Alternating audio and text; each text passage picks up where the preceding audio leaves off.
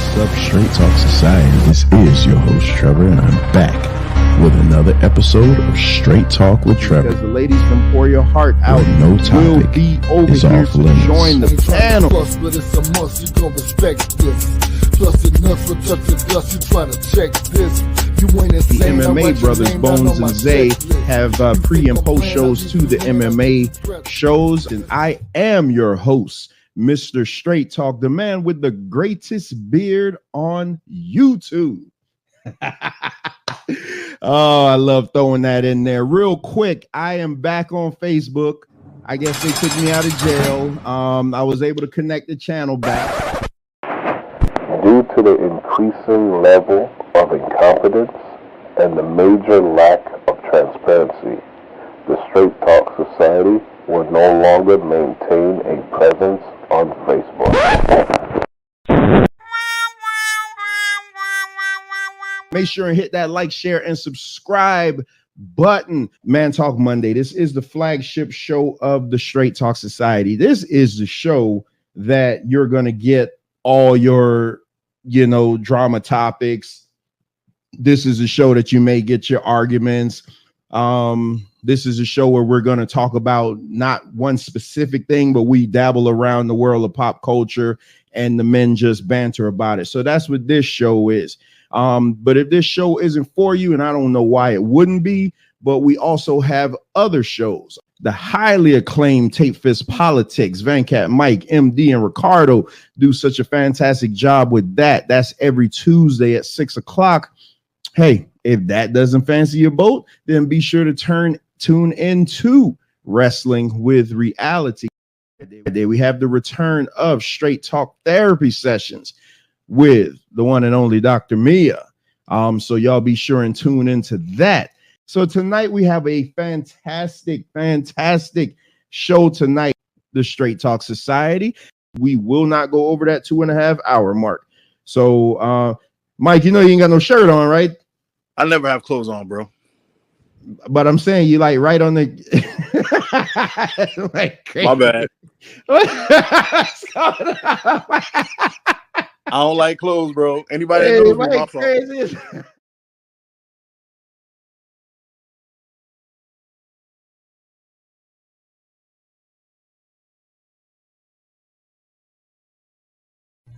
Promotional consideration paid for by the following. Why? I want that. Real authentic Jamaican street food. I just see you getting real cooking. Wagwan. Get the syrup. Did you matter, Michelle? Get the syrup. Slow it down now. Slow it down. Yeah, man. I'm gonna take my glory when me creating myself and the Jesus. Make the nice you always make now. But the nice guy don't want to work for you look a dead dog. You make the nice. Monkeys. Yeah, them place how we eat. And that's how you get the real flavor of the island.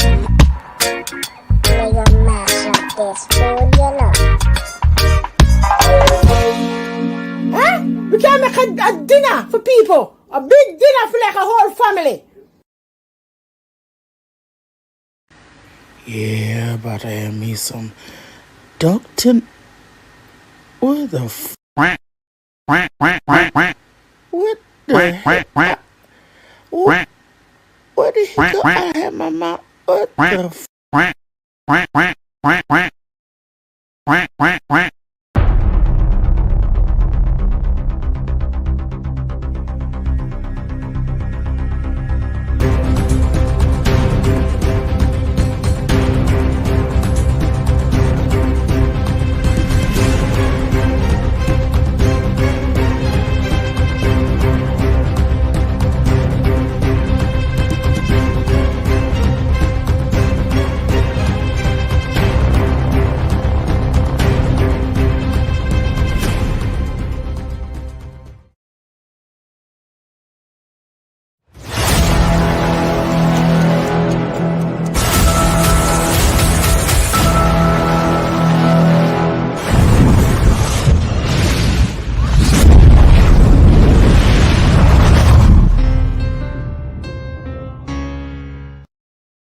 Do you really believe that garbage? It's not about believing, it's a matter of fact. So you believe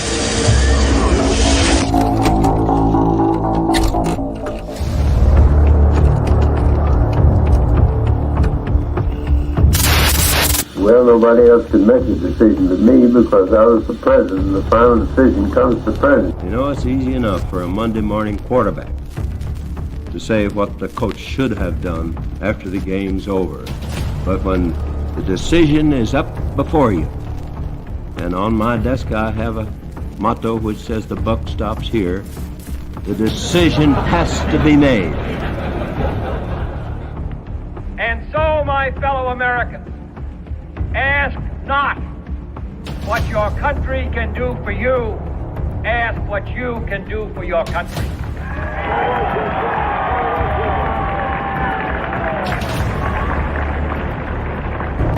And I want to say this to the television audience. I made my mistakes, but in all of my years of public life, I have never profited from public service. I've earned every cent. And in all of my years of public life, I have never obstructed justice.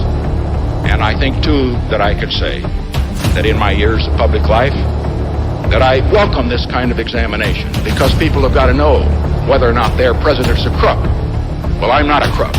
I've earned everything I've got. President? Yep. Mr. President, I want to raise an issue that I think has been lurking out there for 2 or 3 weeks and cast it specifically in national security terms. You already are the oldest president in history, and some of your staff say you retired after your most recent encounter with Mr. Mondale. I recall yet that President Kennedy had to go for days on end with very little sleep during the Cuba Missile Crisis. Is there any doubt in your mind that you would be able to function in such circumstances? Not at all, Mr. Truitt, and I want you to know that also I will not make age an issue of this campaign. I am not going to exploit for political purposes my opponent's youth and inexperience.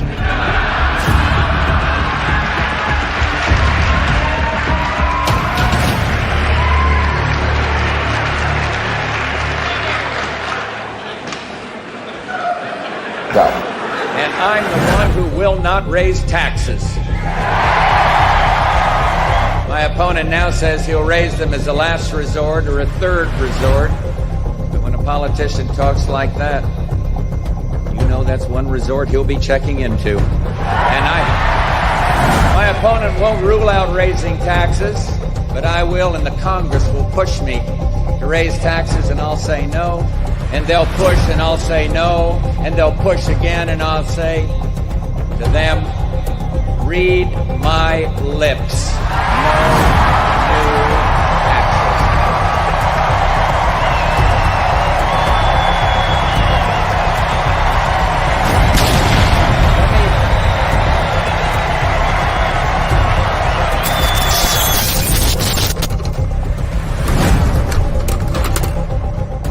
Oh, shit. Here we go again. You're full of shit. All right, thank you. No, shush. Shush. In any country, prison is where society sends its failures. But in this country, society itself is failing. I'd like to punch him in the face, I'll tell you. We won the evangelicals. We won with young. We won with old. We won with highly educated. We won with poorly educated. I love the poorly educated. Look at you crazy. Grab him by the pussy. I did not have sexual relations with that woman. Shut your mouth, because you don't know what you're talking about. Yes, I did. Hold it, tough guy. I'm not afraid of physical. Hold it. Don't sit there and tell me I'm not. There's an old saying in Tennessee, I know it's in Texas, probably in Tennessee, that says, fool me once, shame on you. You fool me, we can't get fooled again. They're bringing drugs, they're bringing crime, they're rapists, and some, I assume are good people. Stand back and stand by. Last thing was Olivia Gondak. It says that I wanted to eat her pussy. Olivia Gondak. I've never said that in my life to her. I would never do that.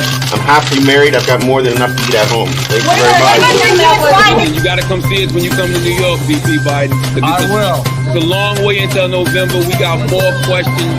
You got more questions, but I tell you, if you have a problem figuring out whether you're for me or Trump, then you ain't black. Okay. I could stand in the middle of Fifth Avenue and shoot somebody, and I wouldn't lose any voters. Okay, it's like incredible. I went to an Ivy League school.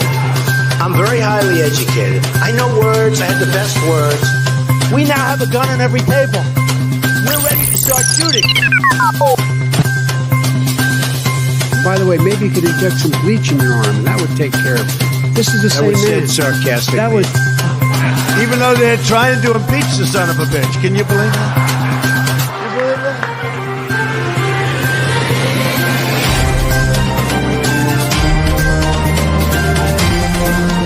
That's enough. Put down the mic. Mr. President, are you worried about indictments coming down in this I'd like to investigation? punch him in the face, I'll tell you. If I may ask Peter, one other go ahead. question, are you worried? That's enough. That's Mr. enough. President, I was going to ask one other. I don't want reality. I'm asking the question, which one is better? That's exactly what it is. Got it on tape. What a stupid son of a bitch.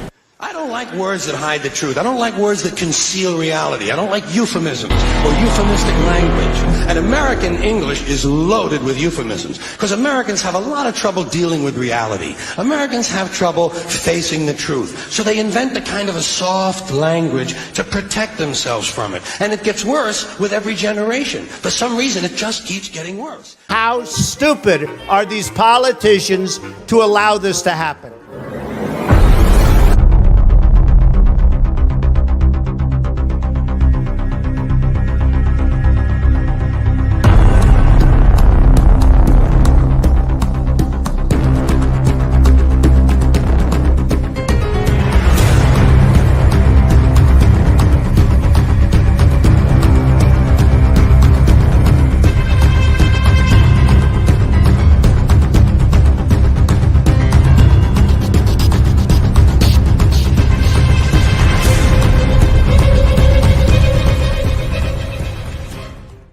If you want to run your mouth, we can be two consenting adults. We can finish it here. Okay, that's fine. Perfect. You want to do it now? I'd love to do it right now. Well, stand your butt up then. You stand your butt up. Oh, hold on. Big No, guy. no, stop it. Is that your solution? Every poll. No, sit down. Sorry, Eric. Sit down. Okay, you.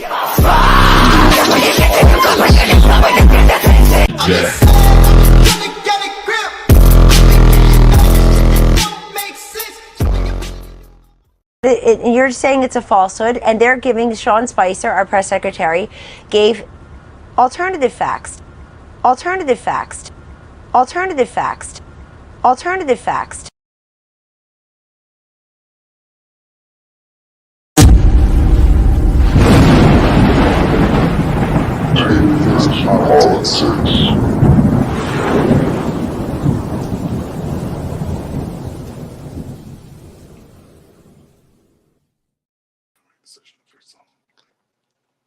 All right, here we go again. Another TFP Tuesday.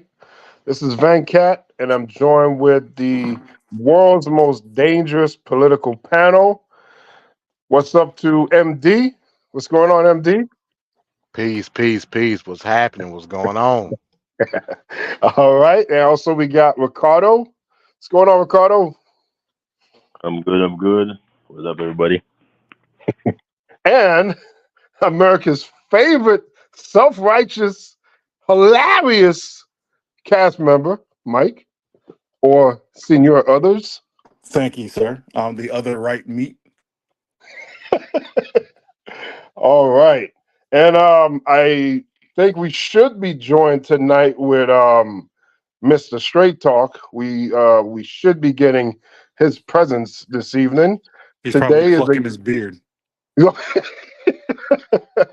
You're probably right, sir.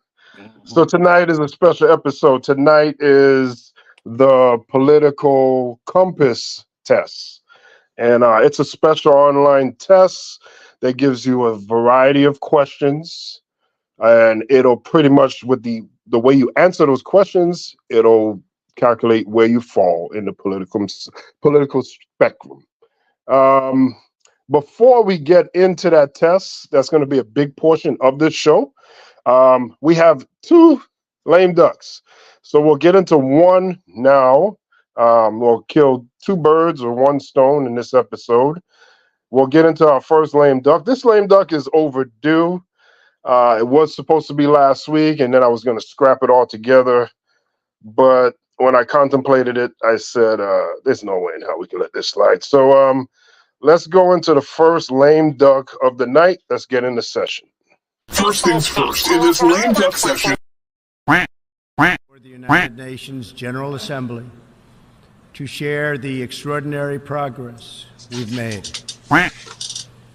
In less than 2 years, my administration has accomplished more than almost any administration in the history of our country. America's so true.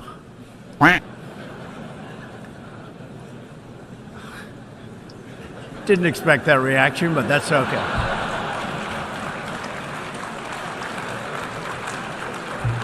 Ladies and gentlemen, we got him.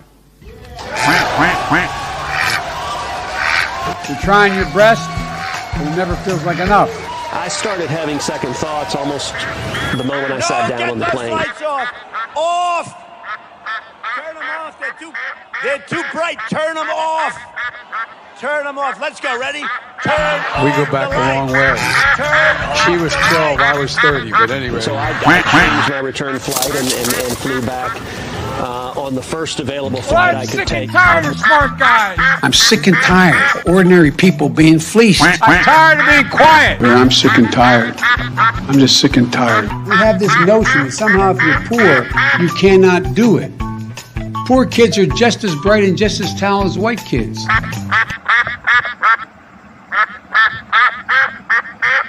With great power comes great responsibility. You want to see a bird graveyard? You just go. Take a look. A bird graveyard? Go under a windmill someday. You'll see more birds than you've ever seen ever in your life.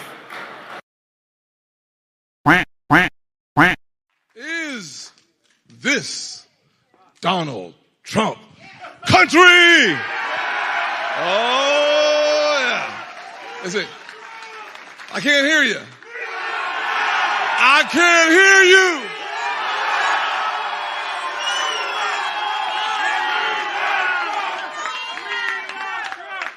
You know, we love you, Coach. Thank you. Let me say, we need a president who will close our southern border today. We need Donald Trump. We need a president. We need a president who will unite our country. We need Donald Trump. We need a president who will protect your Social Security and my mama's Social Security. We need Donald Trump. We need a president today who will stop the crime and recklessness in the streets. We need a president who will restore law and order. We need Donald Trump. Oh, we need a president who will lower our taxes and not raise our taxes. We need a president like Donald Trump. We need a president who understands the American people are sick and tired of being sick and tired. We need a president our foreign adversaries are afraid of and our allies respect. We need. You see, we need a president who doesn't see black or white. We see a president who sees Americans as one American family. We need. And that's why I came to the very warm state of New Hampshire to endorse the next president of these United States, President Donald Trump.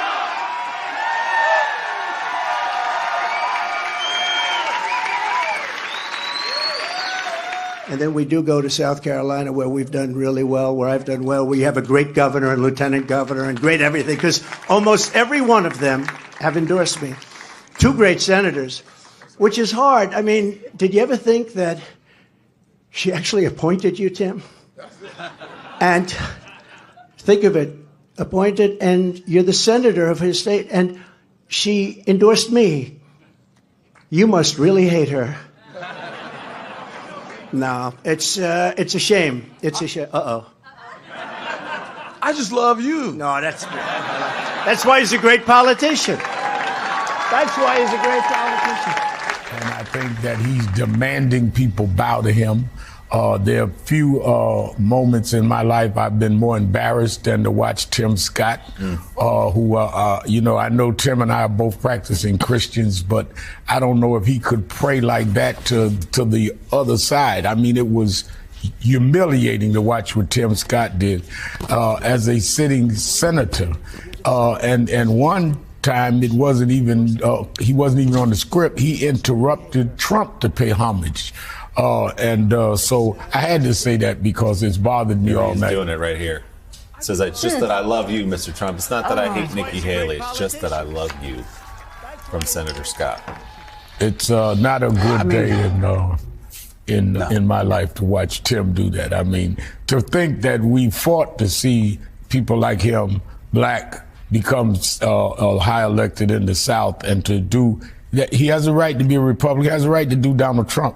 But to do it in such a way that is so humiliating was troubling. Let's put it that way. I'm trying to be as nice as I can. When you go back and look at history, those moments where you could go right or left, up or down in the country, for good or bad, leaders in the Congress, leaders across the country stood up and said, this way, or no, we're not going to do that. Here, they've just remained silent or acquiesced to it. And I think that's what drives a lot of this energy around Trump. Not only are there no consequences for his behavior, there are no leaders that will call out that behavior to even get to the point where we would want to impose consequences. Can you tell me what you think is happening with Elise Stefanik and Tim Scott? Elise Stefanik and Tim Scott want to be Donald Trump's vice president. It is without hesitation or doubt. So they will do the sycophantic dance. They will sound stupid defending him. They will do whatever they think will ingratiate them to Donald Trump. And that, to me, is not leadership. That is pathetic, in my view. But that's what the party wants to see. They want to see you make that level of commitment. And those of us out here who won't, we're supposedly the crazy ones. No, boo, that ain't how it is. Supplicants, those who bow down and scrape before Donald Trump. And the Tim Scott thing that you saw, that to me was the most shocking thing, that he was obsessed with Nikki Haley in his victory speech. Ungracious, unhinged. That, in some weird way, didn't surprise me. But that moment when he turned to Tim Scott and sort of basically looked at a guy who had kind of prostrated himself in front of Trump. He had abandoned Nikki Haley, a woman who had kind of made his political career possible, turns around and endorses Trump, is standing up there on the night that Trump is against Nikki Haley, and all he wants to do is just, quietly, that's enough. His presence on that stage is enough. And instead, Trump turns and just humiliates him and makes him feel so obviously uncomfortable. To me, it's just an object lesson for every Republican. This is what you're going to get if you make a personal sacrifice or a political sacrifice for Donald Trump. He will, at some point, turn around and say, thank you very much, and now let me make a fool of you. Let me put you in a position where you are humiliated on national television. I don't think it's restricted to Tim Scott. We've seen it over and over again, and we're going to see it into the future. Every Republican, just take note. This is what you get for being nice to Donald Trump, being loyal to Donald Trump, sacrificing for Donald Trump. That was a deeply, deeply pathetic moment. And he had to sit there and smile through that and quickly scramble to think of something. No, I just love you. I don't hate her. Just, it's going to be 10 months of this. So get ready.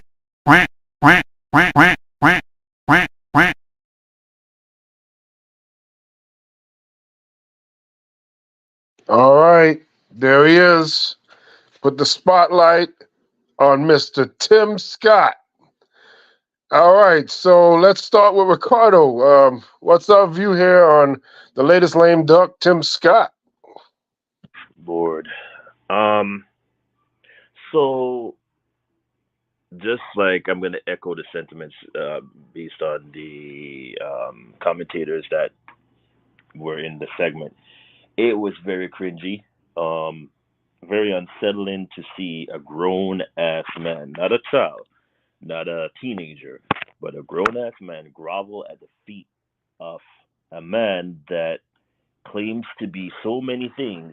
I'm surprised he didn't claim he's the Messiah at this point. That he would just turn and grin with this teeth that is like glowing white. I've never seen so much teeth in my life.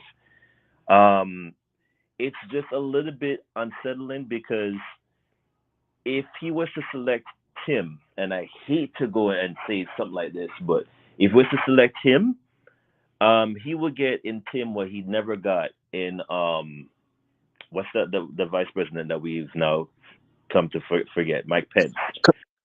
Mike Pence, yeah.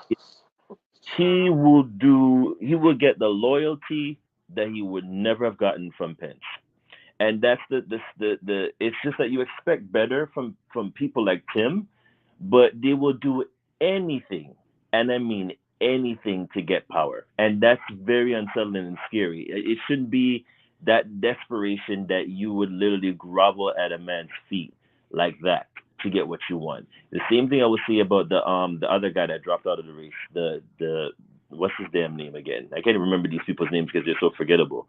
But when you see them, Vivek, it's like, why grovel? Why do so much to get? And and in the end, the sad part is they're not going to get what they want, because seeing what we've seen in the news today, I just doubt it. And I've predicted this for a while back, that it's going to end up in SCOTUS' hands and they're going to strike it down completely. Because it's like what they want, and they're all looking ahead. But when you look at all the things that we've yet to see happen, I just don't see it coming into fruition. I just don't see Donald Trump winning in November. It's just not going to work. But these people like Tim, it's kind of like, why, dude? Why go down that road? What do I know? But it's still very unsettling to see him do what he did on camera a couple weeks back. It just never sat well with me. The things that he did days after, it's pretty much a setup. But I wish him well. I can't say anything else. I mean, I was taught, if you have nothing good to say nothing at all. So I'll leave it at that. There's someone in the back with the name Tim Scott and the Fat Albert caricature. I don't know if you guys see that. I can't see it because I ain't got ad, man. Just leave it alone, Venkat. Just leave it alone. All right. So what you think, MD? So yeah, I mean, I think we talked a little bit about this last week again, to the sentiments that we made the previous show. Donald Trump needs a voice when it comes to the evangelicals, when it comes to the Christian conservative body politic. Tim Scott fits that mold. Well, the difference between him and Pence is Tim Scott's willing to do his bidding, even if it's illegal or not. You know what I mean? Mike Pence wasn't willing to do that. And shout out to him for it. You know what I mean? But I mean, the consensus is on this panel that in no way, shape, or form is Trump considered Christian conservative. He's just not. Hell no. But he has a base that is very Christian conservative. So how do I make sure that I can pander and uphold that certain part of my constituency in order to have a perception? You do that by having right. Well, that's part of it. and also having a voice box that can show sentiment toward that certain different demographic. Tim Scott can do that. I mean, he just put on a sermon for Donald Trump, essentially. And to make a correction to what Ricardo said, he was talking about the Messiah, right? Remember, it was actually Tim Scott. Tim Scott, from my knowledge, was the first person from a legislative standpoint to say that the only person that can save this country was Donald Trump. So essentially, yeah, he did pretty much call him Messiah. Oh, You know what I hell. mean? Also, talking to the other people that may have a shot at becoming his running mate, when you look at somebody like Stefanik, or hell, even like a person like Marjorie Taylor Greene, that a lot of people want to push for to be his running mate, you have to go back to that Christian and conservative demographic. I'm gonna just keep it real. A lot of them evangelicals, a lot of them Christian nationalists, they not gonna rock with no woman being vice president. So I would argue that, Why? you know, from say what now? Why? Why would they not allow a woman? Well, We you know. know why? You know I know why? why. Because of the social aspect of how we view Christian nationalism. They don't rock with that. I'm not saying that they necessarily are misogynistic. Just based on their social hierarchy, it just don't fit. And Trump want to make sure he crosses T's and dot his I's I with got that particular demographic. facts. So, you know, to me, if we just gonna go based off rhetoric, Stefanik or Marjorie Taylor Greene would be the better fit, because if we talk about MTG, ain't nobody pushing MAGA rhetoric better than MTG. But she was born with a vagina. I ain't got nothing to do with that. You know what I mean? God didn't choose her, so it is what it is. But in the aspect of the outlook on who's gonna be that voice box toward that demographic, Tim Scott fits the mold. That's one of the reasons that Vivek. Remember, when Tim Scott dropped out, it was actually Tim Scott who put out the slogan as far as a vote for Vivek is a wasted vote. Trump just borrowed it from Tim Scott. So Tim Scott been throwing people up under the bus since he dropped out. That's just what it is. Tim Scott knows exactly what he's doing. He vying for that position, and you know, Chief is in the forefront, and he's gonna make it happen. Okay. All right. And now we got other right meat. Thank you, sir. What would you think about Tim Scott at this point? Well, it is difficult to go behind these two juggernauts of political knowledge, so I'll take it a different lane, which is what I like to do. Of I course. would like to say how pathetic the so-called followers of Jesus are looking. It is amazing. First, we had the plethora of black preachers who were so willing to sell out for Trump last time, Facts. who let him in their church, knowing that man couldn't tell a Bible from a hymnal. Knowing that man, if you say, hey, have you ever seen Malatupicus? It's in the Bible. He's like, yeah, that's one of the books of the Bible. He don't know three of them. He knows Revelation and Psalms because his mama probably said it, and that's it. He don't know anything about the church. And they are so willing to let him in, open their hand wide and guide him to the door and just keep that palm out there waiting for some greenbacks to slide right on down into those grimy, disgusting, no Christ nearing fingers just to stand behind him and to just let that antichrist see deep into their lungs. And Tim Scott has shown us that it is not just black preachers, but black senators and black governors and black politicians all over the world are lining up to be disgraced and befuddled and moronic looking on television. The only person I'm upset about is the person who said, "Oh, it's a shame how he made Tim Scott look." No, it's not. You're the same idiots that said it's a shame what he's making doing to Malala, what's her name, Malalia, Trump, his wife. I don't know. They all complicit. I hope they all burn. That's how I feel about it. I hope they all go down together. And sadly, Ricardo, he's gonna win because the Democrats are too stupid to put up somebody quality. They're gonna throw Biden up again, and nothing, I repeat, nothing charges MAGA up more than Biden being on the ticket against Trump? Nothing. All right. So Sorry, I was supposed to say something funny. Tim Scott held like a milk dud. Okay, there we go. oh God. Okay. All right. So we got through Tim Scott, number 23, lame duck of the week. And So the real Tim Scott can't say anything. I thought it was you, but I was like, let me not say anything. Of course, Go ahead. The floor is yours, sir. You can't smell the beard oil from here. Who else could put themselves on the panel? Well, I go ahead. His beard flex. Don't listen to him. I just want to say thank you to our savior Donald Trump for the air that he allows us to breathe. Thank you for his grace and mercy.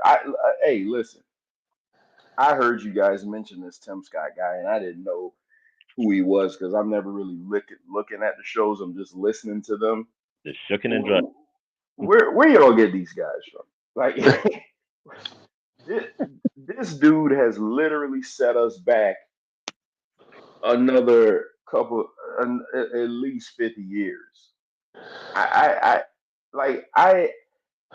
can't take any more of these ass kissing these dudes, man. I got nothing political to add to this. I just see a man that's literally groveling over another man. Like, I literally rail against these guys that worship other men, and this is what this guy is doing. And the fact that Donald Trump like literally has him as like a puppy dog, and he's okay with it. How he could go home and look at his wife after a display like that, I got no idea. She probably shouldn't have sex with him for at least a month. This is ridiculous. But that's all I had to add, man. I'm trying to get into this mad, and I don't understand what the hell going on. So I'm gonna just be on mute. Hey, there's a reason that Venkat made him the week 23 person, because this is the Jordan of Sambos. This is the Jordan of pathetic, lame men. I wouldn't even call him a man. He'd probably go home and get pegged by his wife. This is not a man, sir. This is a whole B.I. I'm sorry. Go ahead, Venkat. We'll go back to being respectable. I apologize. All right. So that's our lame duck number 23, Tim Scott. It's hard to see. It's hard to watch. It's embarrassing. And we'll be back later on in the show. Towards the end, we'll give us number 24, lame duck. So now we're going to go into the main part of this show, which is the political compass. So we're going to go through some of the questions on that test. Just to give a little backstory, here's the little video explaining the political compass. Hi. Political compass has become a generic term for all sorts of websites, mostly shallow quizzes and amusements. You might have heard of the authentic political compass already, even if you're not one of the scores of thousands who visit it each week from a great many countries. Our propositions, none of them are questions, are simply a demonstration of our core work. Essentially, the political compass is free of any agenda. It's simply about describing politics in more meaningful terms and pointing out the inadequacy or error of some sloppy but common political definitions. Take left and right. They're essentially for defining economics. A command Marxist economy on the far left, where the government makes all the economic decisions, and on the extreme right, a deregulated or neoliberal economy where economics are left to market forces. Yet left and right are incorrectly used to also define social positions. Take a look at the French political scene. The National Front's routinely described as extreme right, yet its economic policies are often to the left of even the French Socialist Party. But the political compass has a second dimension, the social one, that correctly shows that the economics of France's National Front are quite moderate, as is the case with many similar new so-called extreme right parties in other countries. Their extremism is in their nationalist social attitudes and policies. Conversely, President Macron's economics are far more right-wing, in the sense that he's a neoliberal champion of deregulation, but his social attitudes are far more liberal than Le Pen's. If you still insist on calling a party right-wing because it's authoritarian, logic follows that the more left-wing a party is, the more liberal or anti-authoritarian it is. Do you really believe that hardline left-wingers like the North Korean leadership, Pol Pot and Stalin are shining examples of social liberalism and the free flow of ideas? Give us a break. Actually, Stalin's an interesting example. While his economics were different to Hitler's, when it comes to authoritarian rule, the social dimension, those two old tyrants had a great deal in common. Speaking of tyrants, take a different example. In 1973 in Chile, a socially liberal, democratically elected socialist president, Salvador Allende, was toppled in a coup by a fascist free marketeer, Augusto Pinochet. A lot of thinking became muddled when Europe's old communist Eastern Bloc countries fell, and they got both democracy and a free market at the same time. This led to the notion that the two are inextricably linked. They're not, as we've just seen in the Chilean example. Well, that's a very brief account of our work. The political compass is much more than the absolutely anonymous test that it's best known for. It places you on its chart and offers you a free personalized certificate. Far from being one of those vacuous personality tests, though, it's a serious demonstration of our core work. The site has many other fascinating features that you'll enjoy exploring, even a compass positioning classical composers. Our tests now are available in an expanding number of languages, and we prepare specific charts for elections in a number of countries. The political compass is a universal tool. It shows you the whole political landscape, not just the one within the confines of your own country's politics. You'll find our work in a growing number of political science textbooks from publishers like Oxford University Press and McGraw-Hill. We've been well reviewed in a huge number of newspapers and on radio and TV, and gratifyingly by a great many educators. Don't let anyone, least of all politicians, tell you that left and right no longer have meaning. To the contrary, they're the only means of describing actual economic positions, but only economic positions. In our globalized age, when economic power has transcended political power, you can trust the political compass to show you what's really going on.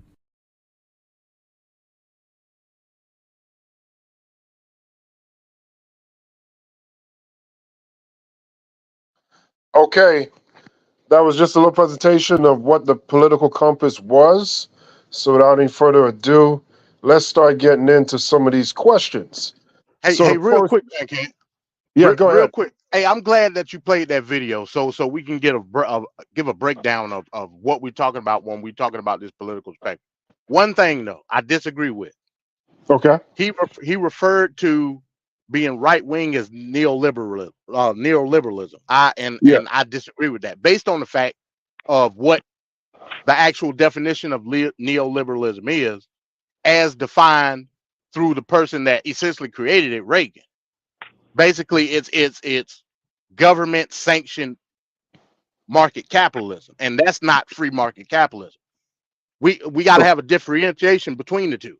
Free market capitalism is not government sanctioned or government backed capitalism. It's two different things.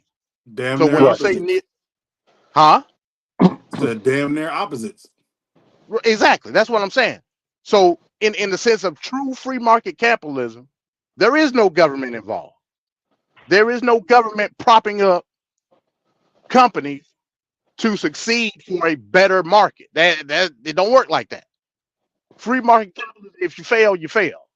So neoliberalism and classical liberalism is two different things. So I disagree with that portion of what he said. That's a whole nother argument by itself. I just wanted to point that out. Okay, well done. Well done. That's a good point you brought up there, MD. So we'll get into the questions now, and we'll see how the flow goes. So for the very first question we'll present, and we go with the first one now.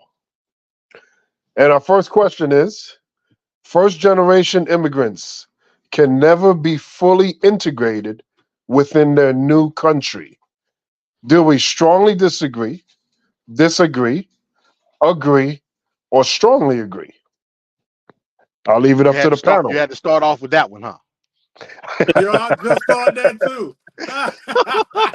You got Hey, for the for the sake of the argument, I said I strongly disagree because that's not true.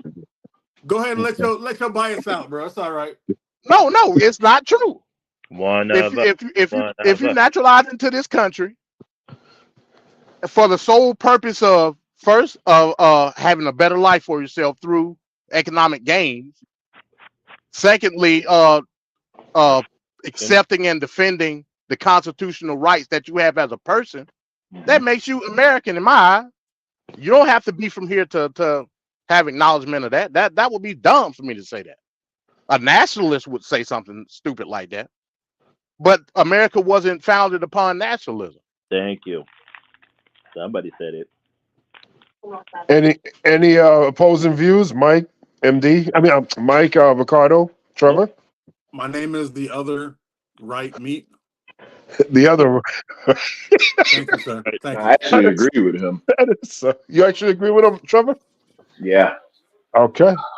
I do as well. I think first-generation immigrants are the most American people there are because they come here with the 100%. Yeah. Okay. I ain't got to finish. Y'all know where That's I'm going. that's the definition of America in my eyes. Exactly. Yeah. All right. So we all pretty much agree. Y'all expected something else from me. See, there you go. That's why Venkat did that. That's why he did that. Put that question first. I got you. Now you gonna let your island hate come out later. We ain't gonna start off with island hate. All right. So let's get into this number 2 question here.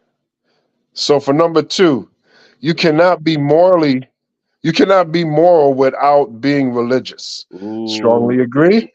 Strongly disagree, agree, or strongly agree? Ooh. I strongly disagree with that. I agree. You can't. As well. Morals aren't tied to religion. It's two different things. I didn't need a book to tell me not to kill people and things like that. So, but doesn't the book literally tell you that though? But I knew that before I read the book though.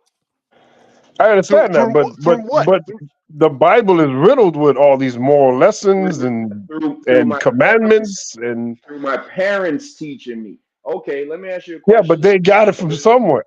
No, exactly. Listen. Before the book was written, what were they using? Examples of they weren't using anything. They were killing and slaughtering each other. No, they were using clubs. Come on, man. Before the book was written, we giving the book a little too much credit here. Before the book was written,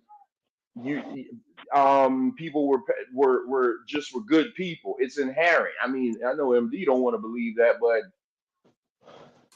people are just naturally good people. We aren't all evil and stuff like that.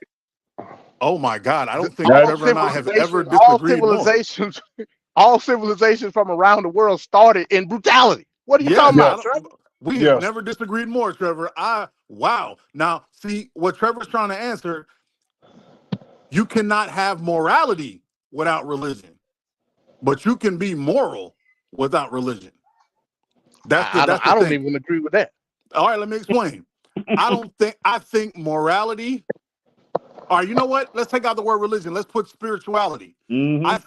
I think spiritual people becoming spiritual and thinking that there's a place to go to or thinking there's a higher being is what created the thought that you need to be moral, is what created the thought that you need to be, quote unquote, a good person. Because before that, you were good when you were taking care of the people in your family that were following your directions.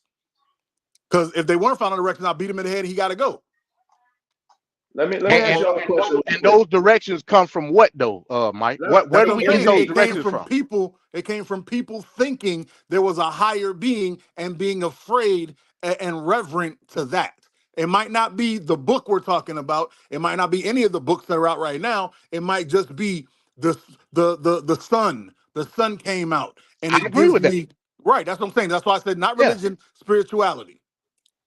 Well, Wait, listen. When was go ahead. the first time any of you guys can you remember when your first experience with religion was? Yeah. Question. My grandma Just backslapped me and said, "Don't take the Lord's name in vain." just give me an age. I mean 5. 5, 6. 8. Okay, so let's say 6. Let's just round it up to 7 when you first experienced religion. So prior to that, what? How did you know things were good and bad that you were doing? Because another person that was Through affected by your parents. religion told me not to. See, y'all. I mean, I think, and I get it. I mean, because it's so ingrained in us that we're just giving religion such a making it seem like it's such a mainstay in our life. But I could be the same person that I am with or without religion. That's I all don't I'm think saying. you. I think you're taking a I don't think simplistic so, view. Trevor. I don't think you're I taking into absolutely. account. You're not okay, Venkat. You're not a religious person at all. So But he's still But how are affected by you so religion. loving? How are you so because loving to everybody? because I was brought up with a religion. I was 7-day Adventist. Religion is not something that you just decide to do. It's thrown upon you from the very beginning. Facts. And as you become Venkat. older and you go through life, then you start to make your ideas and opinions. So it's not like you're acting like I'm a 5-year-old just cruising the streets, and I'm like, yeah, I'm down with a religion, or I'm not. You Well, just get thrown into it, my dad never went to church. huh? My dad raised me. Your dad didn't have to go to church. Your dad lived in a world and a See, it doesn't society matter. that was It doesn't soaked matter and whatever based. Trevor says. Y'all just gonna be like, "Oh man, let me try to dispute it." So I'm listening. You can move on, and I'm in Because this Trevor's Madden. That's wrong. why No, there's no no, dispute. that's Because not it. Trevor's wrong. But You you can know be what? wrong. No, it's It's not, okay to be man. wrong. But you guys are giving this religion thing a little too much. It's No, so no, no. funny. But It's Trevor, I so was about. funny that y'all could give religion, that y'all could say religion is so responsible for your morals, but No, then you in the same breath could turn around and say, "Oh, this religion is why people are the way that they are." Which one is it? Both. I ain't never. Yeah, I didn't. All I'm doing is like showing the obvious. Despite whether you got your morals through your parents, Come on, man, get through 'em. experience, it really don't matter. Through The television. origin, the origin of said morals that you are confounded by has an origin. Good That's all I'm word. saying. Good But word. when I said my dad didn't go to church or anything like that, y'all quick and jumped and said, "Oh no, but he had to get it from somewhere else." No, my dad just could have been a good guy. Like, what's wrong with that? Sir, you're Everything not. doesn't always have to come from religion. All I'm saying is y'all giving religion a little too much credit. Okay, case Gentlemen, in point, and case in point, and I'm gonna shut up on this. You know Hey, the gentlemen that are reason not why, okay, go Trevor. ahead. you know Gentlemen the that Go are ahead. not Trevor Trevor. and Mike. You know the reason why y'all even know Mike is because when the abortion thing came out, I said something on the podcast that got me and Mike into this crazy conversation. You I remember this, Mike? remember. Where we Of got course, I into watched it this last week. religious back and forth conversation about morals and things like that. You remember that? I I remember. do. And me and you had this conversation like, I know the book says this, but me as a human being can feel this way. That's all I'm saying. Y'all can't. Is my biggest problem with all these religious nuts now. It's like they can't. God forbid they say they did something wrong or they did something right. Everything they have to put it on religion, and that's all I'm saying. It's crazy. But you know Ricardo, go ahead, bro. Go ahead, bro. what I was gonna say is the strange part. The strange thing about the whole thing is I partially agree with you, Trevor, and partially agree with you, Mike. No, you On don't. yeah, I do. In some aspects, because for me, it's like okay, well, you morally could differentiate between being right and wrong, but you don't necessarily need to have religious religion as the backdrop to tell you that. Sir, that's exactly what I said. But at the same length of breath, we're saying, but the question is, where do we pick it up from? Doesn't necessarily mean that you wouldn't have. You could just, like Trevor was saying, you could just, like a regular kid who doesn't know, it's completely oblivious. Maybe doesn't have but you have the guidance of someone telling you, hey, hey, don't touch the stove because it's gonna burn you, or hey, don't go over there because you're gonna be, or don't scream at that person because it's wrong, or religion taught them that. Religion taught them that. Sir, all right, Trevor, I thought you were gone. Aren't you muted? Go sit in the corner. Ricardo, I need you to stay with me because today apparently he got the new name Tim Scott and he started to act like Kevin, so I'm gonna leave him alone. I'm talking to you. Okay? See, he not even laughing. That's how I know he mad. I'm talking to you. Man, I'm playing Madden, man. I'm not studying you. He's hot over there. He got split ends in his beard and he's pissed. All right, focus. So can you tell me that you can live in America or any first world country? Okay, we'll start with first world. Okay. Even though I hate that word. And not have your entertainment, all your visual cues, all the people around you, all the people ahead of you in generations, all the people under you in generations, and all the people in your generations. Let's say you're the one person that got that what parents were the Antichrist. Okay. And even then you'd be religious. But you're this one you were raised by wolves. Okay. And then we took you from the wolf place and we brought you in here. Do you think you could spend a day? You're going to spend a day in any first world country and not be inundated with things that are based in religious morality? It's impossible. Sesame Street is based in religious morality. Crossing, being nice to police officers. He just went way hell. No, I didn't. That's what I said. I get what Mike's saying, but here's the difference. Let me read the definition of morals real quick. Just went all the way into Africa and back just to say nothing. Here's the definition. Just because you can't understand it don't mean it's nothing. I'm sorry you're slow today. Madden done sucked half your brain, but we all know the name. Go ahead. Real quick. Here's the definition of moral, and I'm reading this for a reason because it's gonna go to what then we can move on, Venkat. It says moral, a lesson, especially one concerning what is right and prudent, that can be derived from a story, a piece of information, or an experience, written or oral. So so when we talk about words, we have to give context behind the word. Facts. Here in this country, you can't kill anybody based on law. But here's the difference between morals and freedom. I'm not basing the laws in this country off of morals. I base it off of my rights, right? You have to differentiate between the two. Morals are based on some type of tradition, some type of less type of thing that you were taught. I have the right to life. That's the difference. It overlaps, of course, but I know not to kill you. Based on that would be me taking away your right to life. I know not to have it. Break it up a little bit there, MD. Oh yeah, I don't know why. I should be good. But so we have to differentiate between morals, which is something that's taught, and freedom, which is something that is inherent. That's the point that Trevor is trying to make.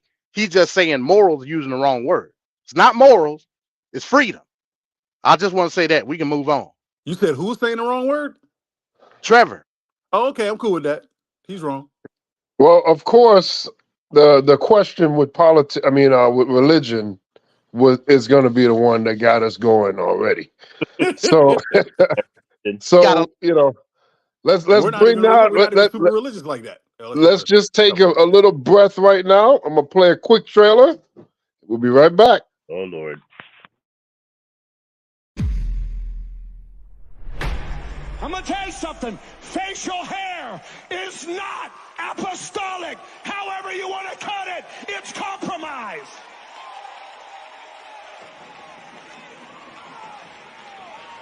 I don't care if your leader says you can wear a beard, honey. Beard's nothing more than pride. You're not going to be dipped in Holy Ghost oil and run around looking like the world.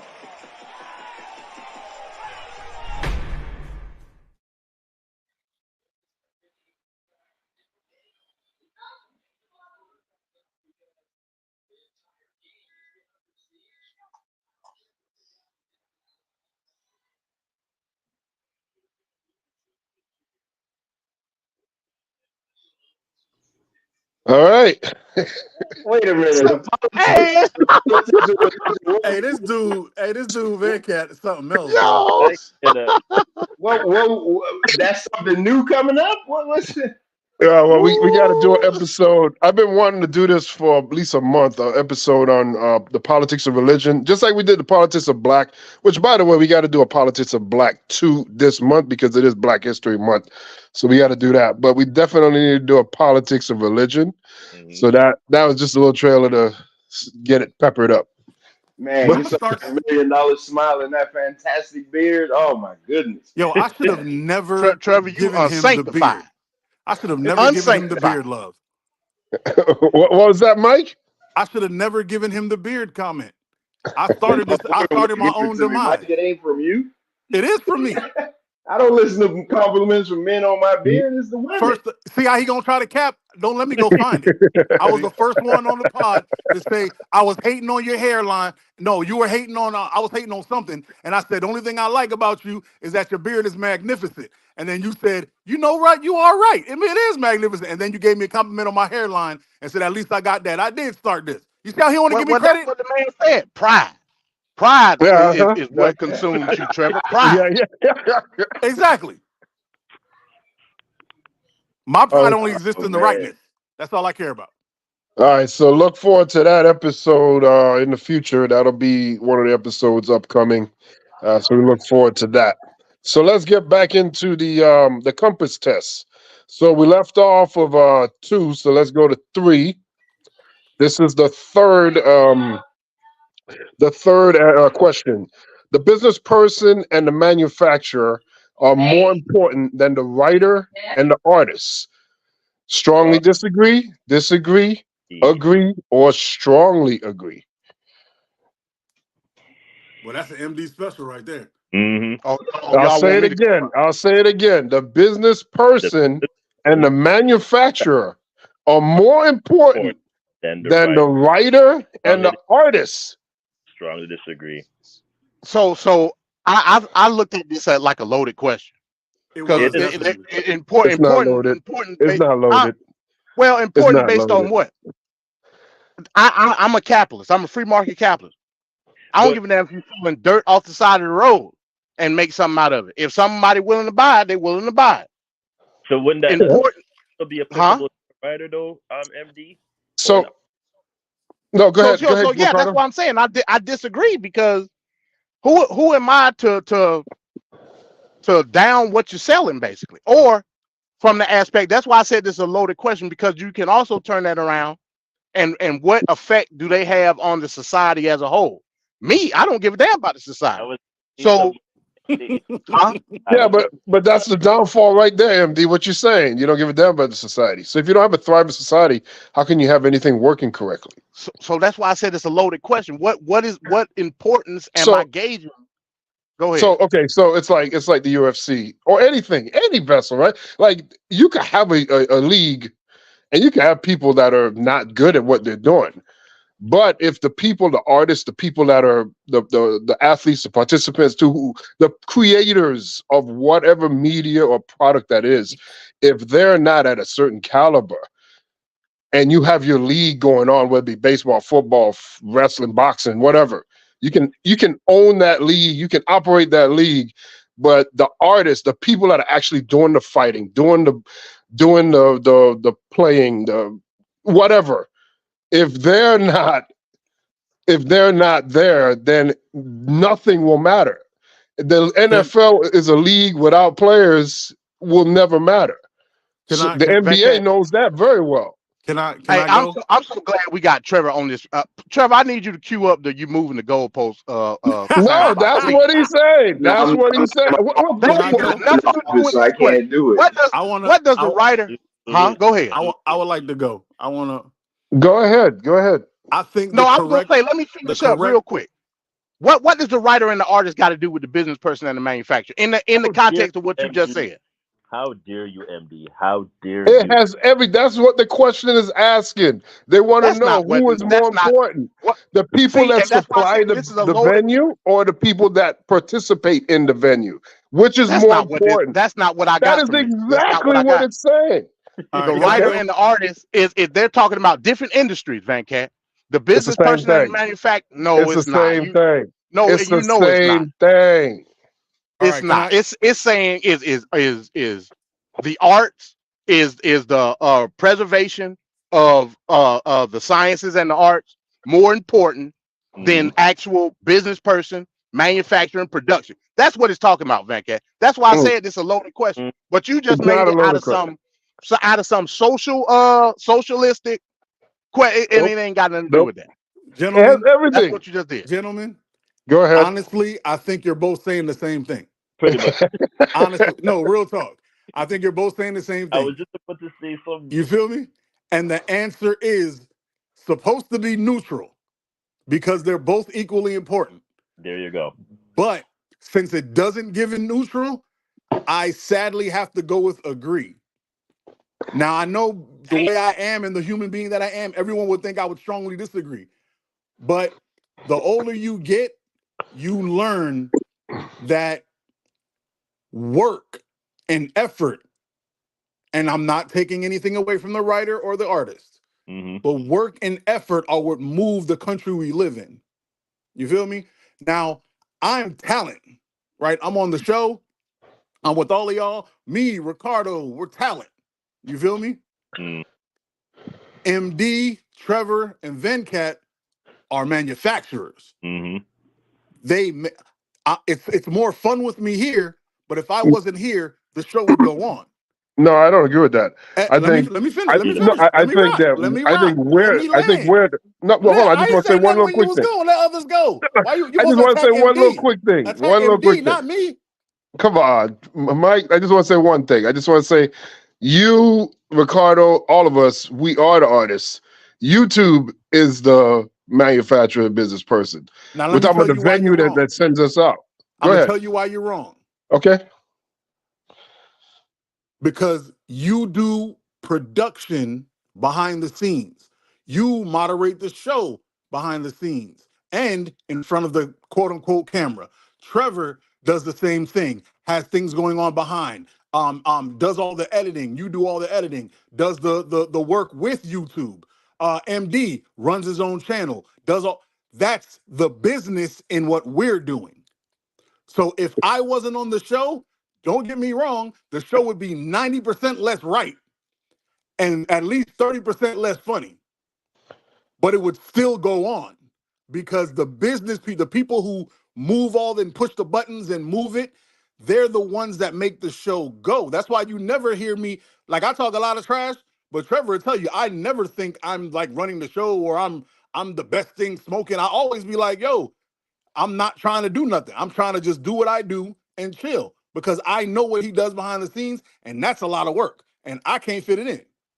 Yeah, but That's what. So that's all the artistry. That's artistry. That's the writer. That's the production people. I'm talking about the business person represents the person that owns that arena, or owns yes, that's you and that Trevor. TV You just channel. don't want to see it I that way. think both That's of YouTube you y'all and taking this Trevor. question out of would be context. the business person or the manufacturer. YouTube is the vessel that is making us being seen by so many people. We are the artists. We're putting together a product. That's just like a movie being made. They make movies and they don't have a studio. They need a studio to bring them out. Let me ask So you a you question. can edit the movie, you can do all the special effects. All that's artistry. So All let me that ask is you a in the question. art. So why, when you shoot a movie, do they say cast and crew? Yeah, cast and crew. Exactly. The question is out of The context. They're not cast, No, talking no, about that. the that's not. cast are the artists. The cast are the writers. The director of photography. That's the crew. That's the bit. That's the people working behind the scenes.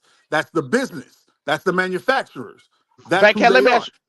let me ask you a question. Why wouldn't they just say the business person and the manufacturer are more important than the worker or the labor? Why didn't they say that? You're taking the question out of context. No, They're I'm talking not. about two No, I'm different not. industries. Because the They're worker talking works about for the manufacturer. they're talking about exactly. They were talking about two different industries. They're talking about production of products versus artistry. That's what they're talking Correct. about. Which is Correct. more important? I'm saying Because in the all world of Venkat sees capitalism, is the they're little both. guy. That's all he sees. Yeah, because he's a socialist. I know. You ain't got to. I know. I get it. Uh, that's just more diarrhea of the mouth. Saying more things that are more comfortable for you to say, but whatever. That's Hey, all he everyone get sees ready is the for the little guy. commercial about That's it. socialism. Everyone get That ready for Venkat's commercial this about question, socialism. huh? I said, everyone get ready for Venkat's commercial about socialism. It's coming. Oh, it's gonna come soon. Go, go ahead. That was it. I just want to make fun of you. That's it. Oh, and let me say this real quick.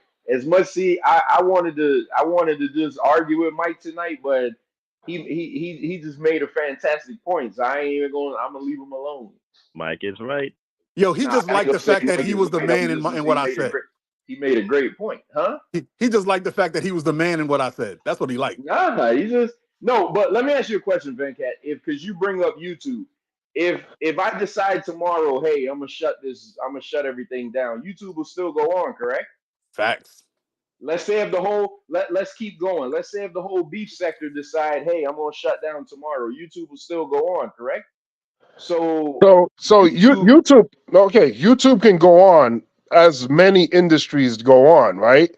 But when you have a certain talent that is exceptional, that will put out product that is at a high rate, and then that talent goes away, and now all YouTube has is lesser products. Over a period of time, it'll go down itself. Look at Facebook. I mean, not Facebook. I'm sorry. Look at Twitter and all these things that just decline over time. It won't be able to sustain itself if it doesn't have high value content or high value creators. Sir, So you're yeah, Mr. mixing up. Beast is probably the biggest YouTuber on the planet. Oh, hold on. Did I get knocked off? No, I'm nah, still you hearing you. you there? Oh, We okay. here. Oh, okay. Fun. Yeah, Mr. Beast is probably the biggest YouTuber, but if Mr. Beast and other people of his caliber go away from YouTube, it'll take away something from YouTube. See, that's where you're wrong, sir. It Nah, wouldn't. All it it would do wouldn't. was create a vacuum for people to take their positions. Yeah, See, it's like this. This is what you're Exactly. not seeing. You're not seeing Yeah, the I other agree. and side. Monkey don't he stop no he's show. right. I'll say it. He's right. You guys think that everything is like forever, like like in perpetuity that He's it goes No, on. There's no, a it's not. point where you will have an end. That's why there's no CBA no more, and it's only the NBA. And if the NBA don't watch themselves, they could end up like that. Anything that you think no, is just normal could end at no, it any ain't yet. time. No. Okay, okay. Venkat, There was a let me thing ask called WCW. That's not around anymore. Oh, I mean, shit. you guys just act like just because it's something that we know that it can't end. yo, I think he did all this just to bring up the WCW. Yeah, Real talk. that's what you got me, Mike. You got me right there, Mike. No, this All right, one is going longer than the religious one. I can't believe it. exactly. I'm waiting for a Lord. commercial. I'm gonna say this and I'm gonna step off because I feel like Ricardo hasn't spoken. Yeah. We all like Michael Jackson, right? Yes. Okay. When Michael Jackson put out Off the Wall, right? Hmm. It was a fantastic album, right? Yes, it was.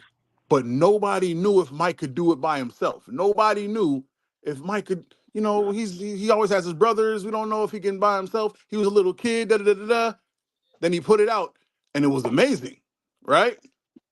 Hmm. Then they put the machine behind him and Thriller hit.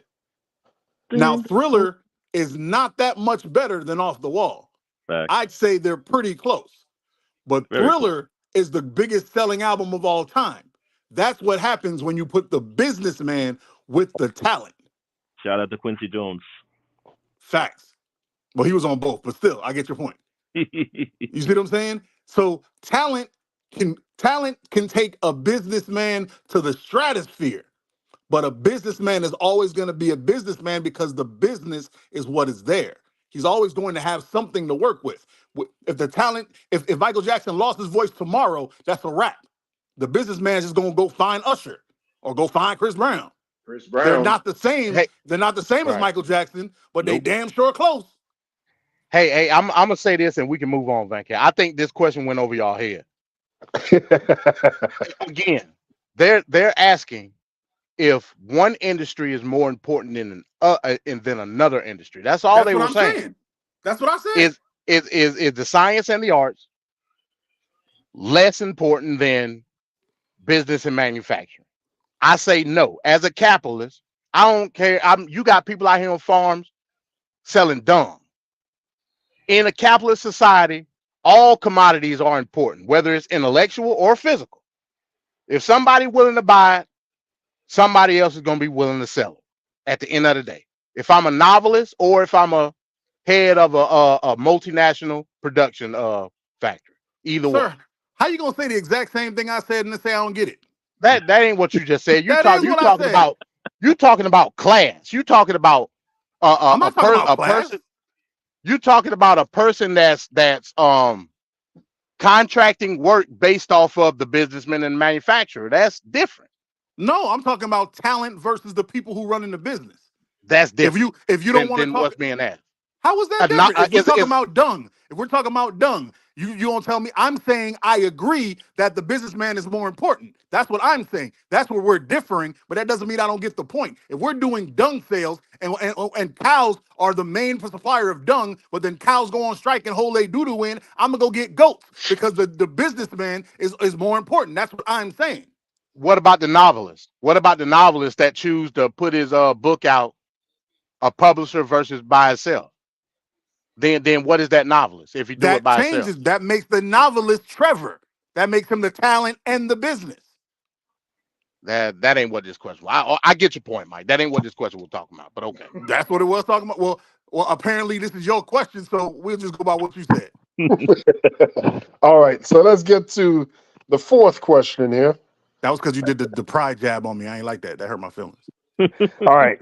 So a genuine free market requires restrictions on the ability of predator multinationals to create monopolies. We strongly disagree. We knew that was coming. Look how happy he came out with that. He had base. Mike, what do you think here? I think this question is an oxymoron. Because you can't have a genuine free market with restrictions, but I don't think you can have a genuine free market, period. Like a genuine free market can never exist because the second someone gets any kind of leverage, they're going to destroy it because absolute power destroys absolutely. And I'll say nothing else. Good day. All right, Ricardo? I agree with it. I agree exactly the same sentiments with Mike. It's just one of those things that we say, but in actuality, I don't think there's a free market really and truly. There just can't be. It just won't. It coexists, but it's not free. There's nothing free in life, but we know that. There's no such thing as free. All right, and Trevor? I got nothing on this one. I actually wanted to hear what MD had to say. He disagreed on it. He disagreed. Yeah, I strongly disagree because companies have every right to merge and create conglomerates, but they don't have the right to be protected. And you can't name me any situation at any point in time in the history of this country where mergers, convergence of different entities didn't have the backing of the government. That's how the monopoly was created. So I say if they fail, they fail. If he dies, he dies. Damn it. That's just what it is. But aren't you creating too big to fail if you don't prohibit them from being able to create these multinational monopolies? It's important. Too big to fail is a government backing. There ain't no such thing as too big to fail in the free market. If you can get as big as you want to get, ain't got nothing to do with me. That's called free market capitalism. But when the ish hit the fan, the government is not there to protect, quote unquote, too big to fail. it will die. And, But and with it, a certain part of the economy will die. But guess what? We're a strong nation of people, and we can build again. So was that the case when the auto industry almost went into the same exact free fall in 2008 or 2007 before Obama? Guess what? If this was a true free market, I guess I wouldn't have. I got a Chrysler right now. Because If this was a true free market, I wouldn't have a Chrysler. Exactly. I would have something else, and I ain't got none. I ain't got no issue with that. You know what throws me about MD? He's so intelligent, right? But he acts like he can only he's like he's autistic. He can only see you down one lane. Like you can't see that Did you just call me autistic? I think I did, but you did call me prideful earlier. You called me pride. I'm gonna get you back till something hurt. I'm gonna hit you till something hurt. You called me prideful. I hurt my feelings. That was a good jab. I didn't even see it coming and it hit me in the jaw. But anyway, stay focused. He only sees one lane, right? What if there's some evil genius, right? Person that has the people around them that can build this so-called company that's so big. And now I use my power and my influence to take over the government, which can happen. I'm gonna lobby and buy sound like a Koch brother, but we're not gonna go there. I use my influence to buy the government. Then I use my influence to buy the other side of the government. I'm buying both lines, buying both I parties. was getting a Vince McMahon reference there. Hey, that did sound kind of mustachy. It did kind of That's where I stashy. thought you was going. But you see what I'm saying? Like it there's no such thing as it's too big to fail. The market will make it crack. No, because the more powerful you get, you're going to take power, and the more power you get, the less there's anything to stop you. Why do you think there's rich? Why do you And think the less for everybody else. Exactly. Why do you think mayors don't get in trouble? Mayors can't get in trouble because the chief police works for the mayor. You got to have somebody from outside to come get the mayor. But here's the issue: the situation that you was describing is based on the fact that they know that because of said power, quote unquote, they will have government backing. So that's the point. If they know they won't have the government backing, why would that be the situation? See, you want to bring up a Lex Luthor type scenario to where they just gonna be too big and they just gonna become evil and it's gonna be the evil corporation.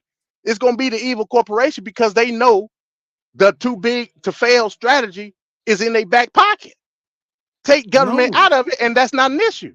Sir, why would I, if I'm the biggest, if I'm Microsoft, well, Microsoft ain't even that, if I'm Walmart, why would I take the government out when I can, it's just another asset. It's just something else to use. Nobody that's huge is not going to use the government.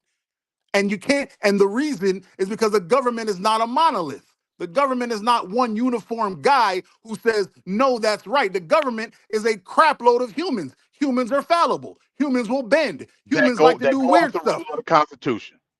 Say it again. Mike, why don't you go in the woods and live somewhere else, man? If you're not gonna go off of what the government is, and you're gonna say it's just a hodgepodge of people, and not understanding the republic of the law that institutes the people, then what are we talking about? You are hilarious. Go in the woods, Mike. Go in the woods. I sit here and listen to you tell me how disgusted you are by people who don't respect and follow the Constitution that are in Congress. What are you talking about? So that's what I fight for. But you would defeat it. So I'm telling you, that means you know it happens. That means you see it happen. And we're not even talking about a conglomerate. We're talking about people who bend over just for money. Fact. They bend over. We just watched Tim Scott bend over for money. He bent over for power. And you want to put it in the hands of some old dusty document? No disrespect to the Constitution, but ain't no Constitution ever stopped nobody from pocketing $1 million. It don't happen. I don't know what humans you know, but the humans I know will sell a mama up the road for $1 million easy. And less. But I digress. Go ahead and continue, gentlemen. Well, the compass needle is moving, so we'll move with that needle. So let's go to number 6. Question number 6. All right, let's see. Oh, hold on. I guess. No, it's right there. You have the right one. Okay. All right. Pornography depicting consenting adults should be legal for the adult population. Do we strongly disagree, agree, or strongly agree? Strongly agree. Strongly agree. Strongly Everybody, agree. I Sure. regularly agree. Damn. This will be- Why regularly agree? that's the easiest question of the night. Nah, you know why? I'm gonna keep it a buck. As the person who on this panel probably consumes the most pornography. Debatable. I forgot you were here, sir. I forgot you were here. I apologize, Quinn. Hey, Mike Tripp. I apologize, Emperor Quinn. I apologize. Okay. But I want to say this. I wholeheartedly believe that pornography has at least a couple fingers, if not a decent hand, in eroding what was almost good about this country Agreed. or this world. Almost good. But I still think it's our right to have it as adults. I think we should, but I think when any group, first of all, groups of humans suck. But when anything is in super Literally. excess, it starts to say it again. Literally, facts. But when anything is in excess, it starts to degrade and wear at the human condition. Facts. That's why I say just agree. I know it came off like I was trying to be funny, but I really have a feeling about this. Like I remember how I was when I was younger, and it was just hey. But then I remember when my white homeboy up the street, when his big brother showed me my first mag, and I remember how it just changed everything. How for the next 12 years, or probably more than that, my whole mind was just focused on getting and being Tommy, getting the draws.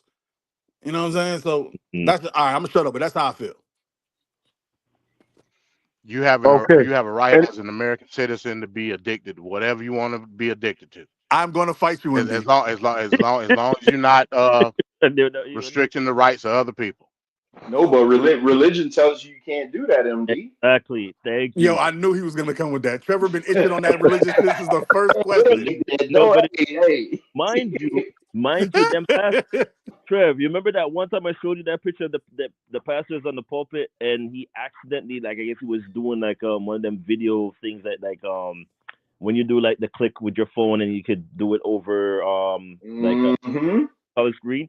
And lo and behold, guess what? The pastor should be ministering in church, but guess what he's watching? And it just broadcasts over and mind you, the whole congregation is seeing the whole thing. By accident, he just happened to click. You know what I'm saying? So even in church, it's evident. They're dictating, telling you, oh no, it's bad. It's terrible to watch pornography. But guess what you're doing on the pulpit? Yeah, well, that's a human thing, and I just don't like when people believe like certain aspects or groups of people or human beings are good or decent, and then these other people are just straight trash. It's like everybody's almost straight trash. I don't want to say it like that, but I kind of have to say it that way. The prejudging, you should judge people by their actions, not by their words, and we're not doing that. We're just not doing that. So, all right, so let's go. Venkat, how would you build a criteria as which to judge people by? Just by what they do. That's all I do. Venkat, that is a trap, sir. It is. That's not a trap. It's not a trap. It's a big trap. It's not a trap. There's no trap. You don't build a criteria. You don't build a criteria. That's the whole point. If you don't build a criteria, you leave yourself open for problems. Trevor, that was evil. So you saying there needs to be a criteria in order to govern by. I'm not talking about government. I'm talking about as an individual. I'm talking about just person to person. Somebody says something, there's something a little off. You don't just disregard that. You keep that in the back of your mind. And if you see it repeated over a course of time, then that's the definition of that person. Well, you can't does that infringe upon your rights though? It depends on the situation. If they're going to use it to manipulate or to, I mean, there's no. You guys are looking for black and white when there's gray all over the place.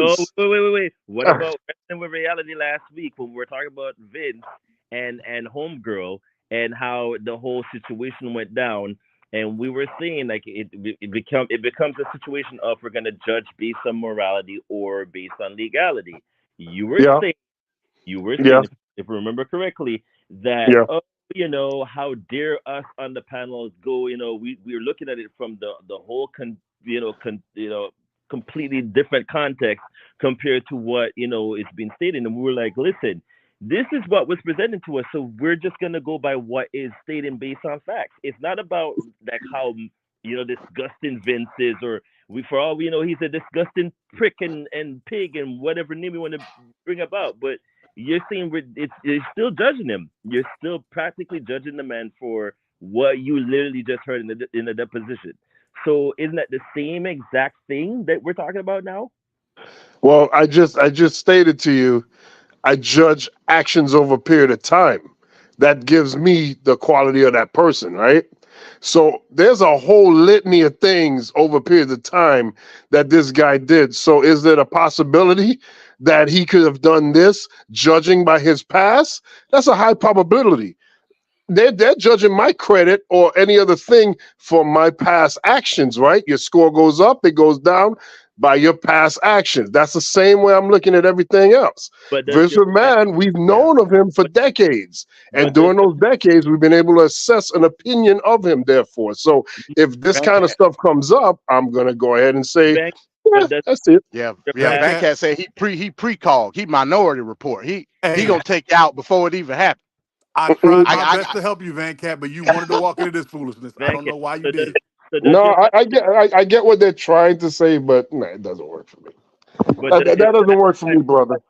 I could crush you, but I ain't gonna do it. Though, Venkat, does your past define you? So if I was, so say for instance, I was the biggest gigolo that there ever was, and that my family ended up finding out that I was a gigolo, I slayed a whole bunch of women. And then one day Venkat goes, oh my God, you're so disgusting. You're like filthy. You could never go to church and be like a born again Christian. How in that context does the past define me? The fact that I've dicked down a whole bunch of women and I decided I'm going to be in church and be the holiest of the holiest people you could ever find. Does my past define me in that context, or is it just a situation of, oh, well, you're just going to church because you've done all you've done, and now you're just like, hey, I'm just... Well, that's more of an indictment on the church, because you're supposed to be able to come in and have redemption.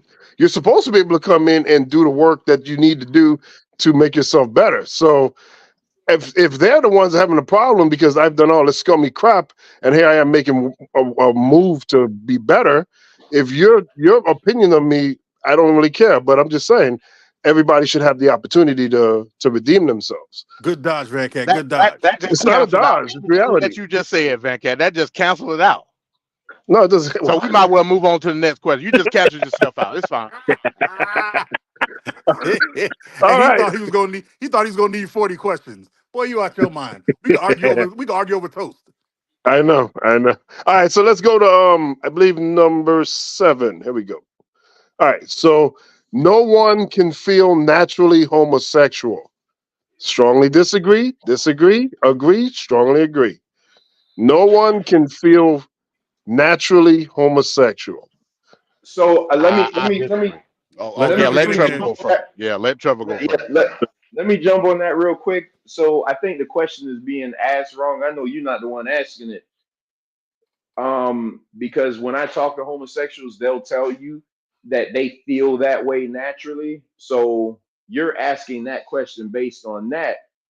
But I think there's a question later on that's going to say, are people really born that way, to that effect? So you could feel that way naturally within yourself, but now are you right? Absolutely not. Absolutely not. But who's the one that's dictating what's right or wrong here? That's my answer. That's what religion taught me. Remember, so you who are not them is telling them how they should feel. Just like you, my porn consumption, my porn consumption shouldn't affect you in any way. Right, that's true. You see how that works? That I have no problem with that. What's the problem? What's the problem? I don't understand. Y'all making me feel like I gotta defend Venkat for something. I feel like y'all jumping. I don't get what they're trying to get to. I don't want to be on team. I want to be on team me. But I can't watch my dog get jumped. It depends.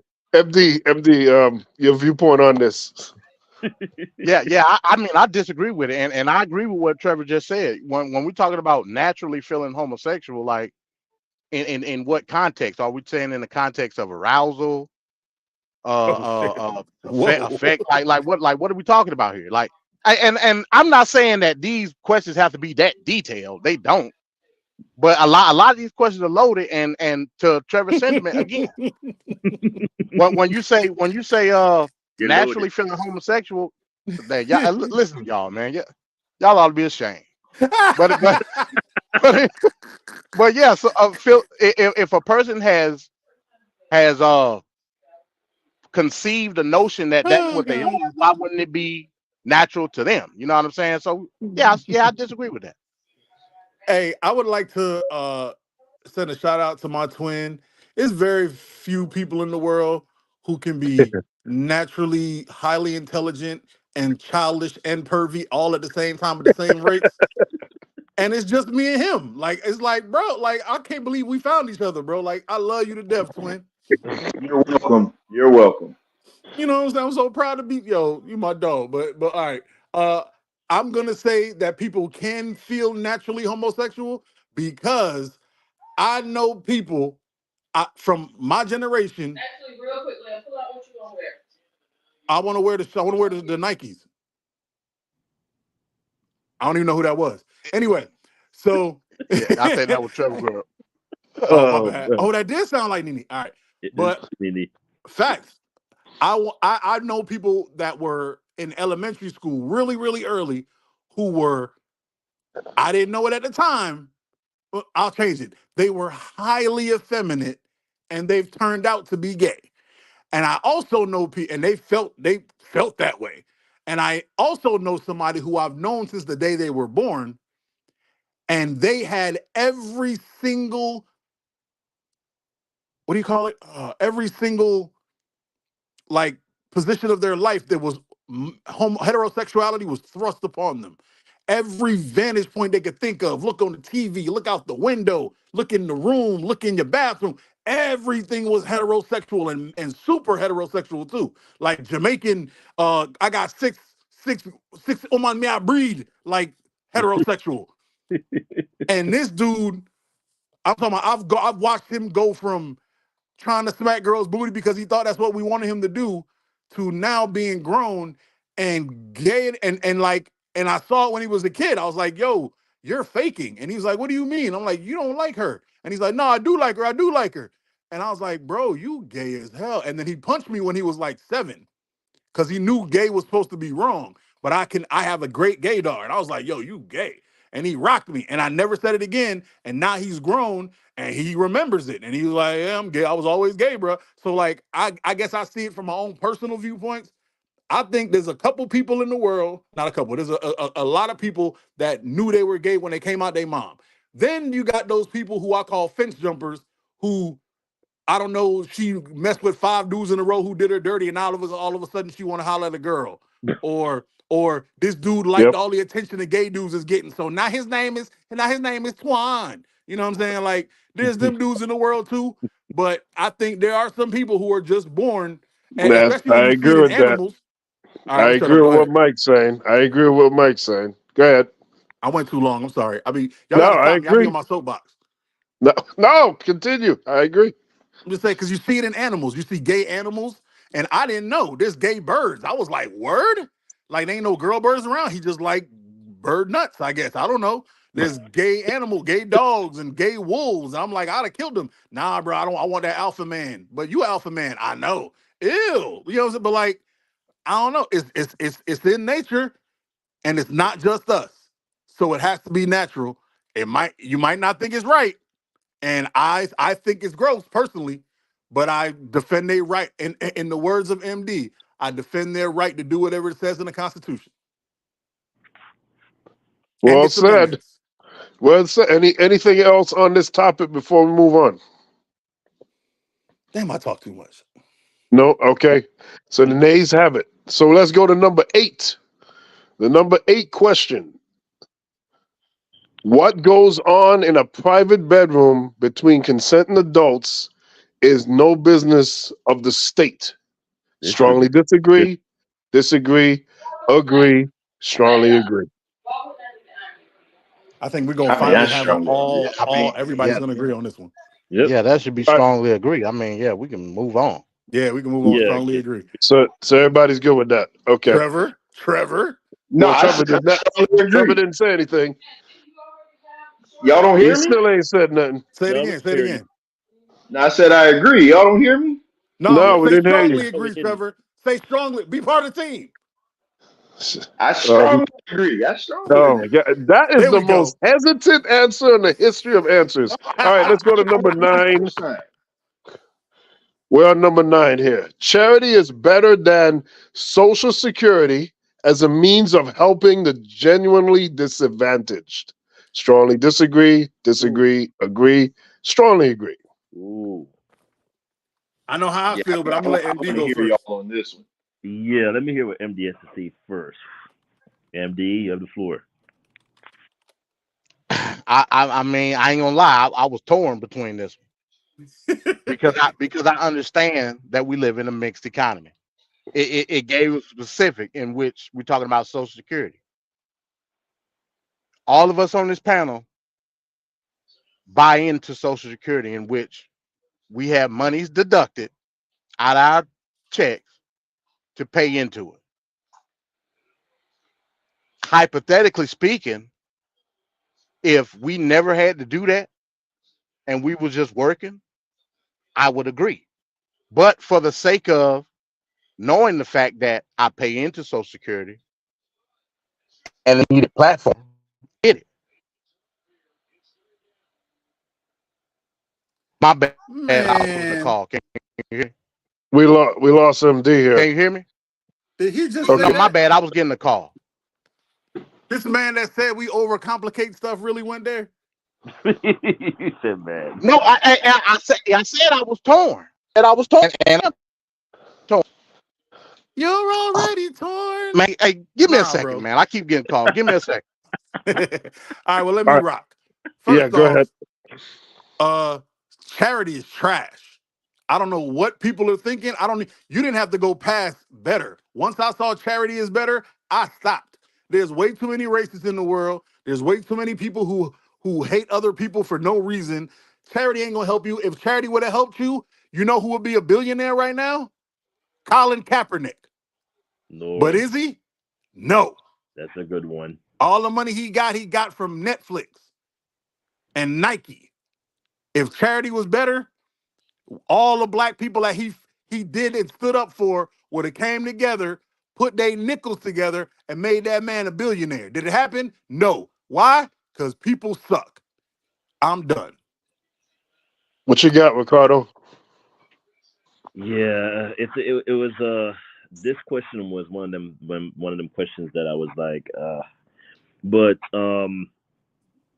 charity is not really better. It's one of those things where over time it just depleted itself in terms of meaning. Like charity now is just looked down upon as opposed to it being like something that was of a noble cause or something like that. You know what I mean? Of that credits, but it's just it's not to me now looking at charity, it's like a negative connotation to it. It's not like how we used to view it like back in the 80s or when they had the when what is that whole thing when those Somalian kids started starving and they did this whole concert kumbaya thing and the We Are the World thing came about, and that was like when charity was like it meant something. I mean, the only other time you ever see charity really come about like in a good grand context is if there's like a natural disaster that is so debilitating and so like gut wrenching and it tore your heartstrings kind of thing. Then it's like, oh, I'm doing something of a noble cause.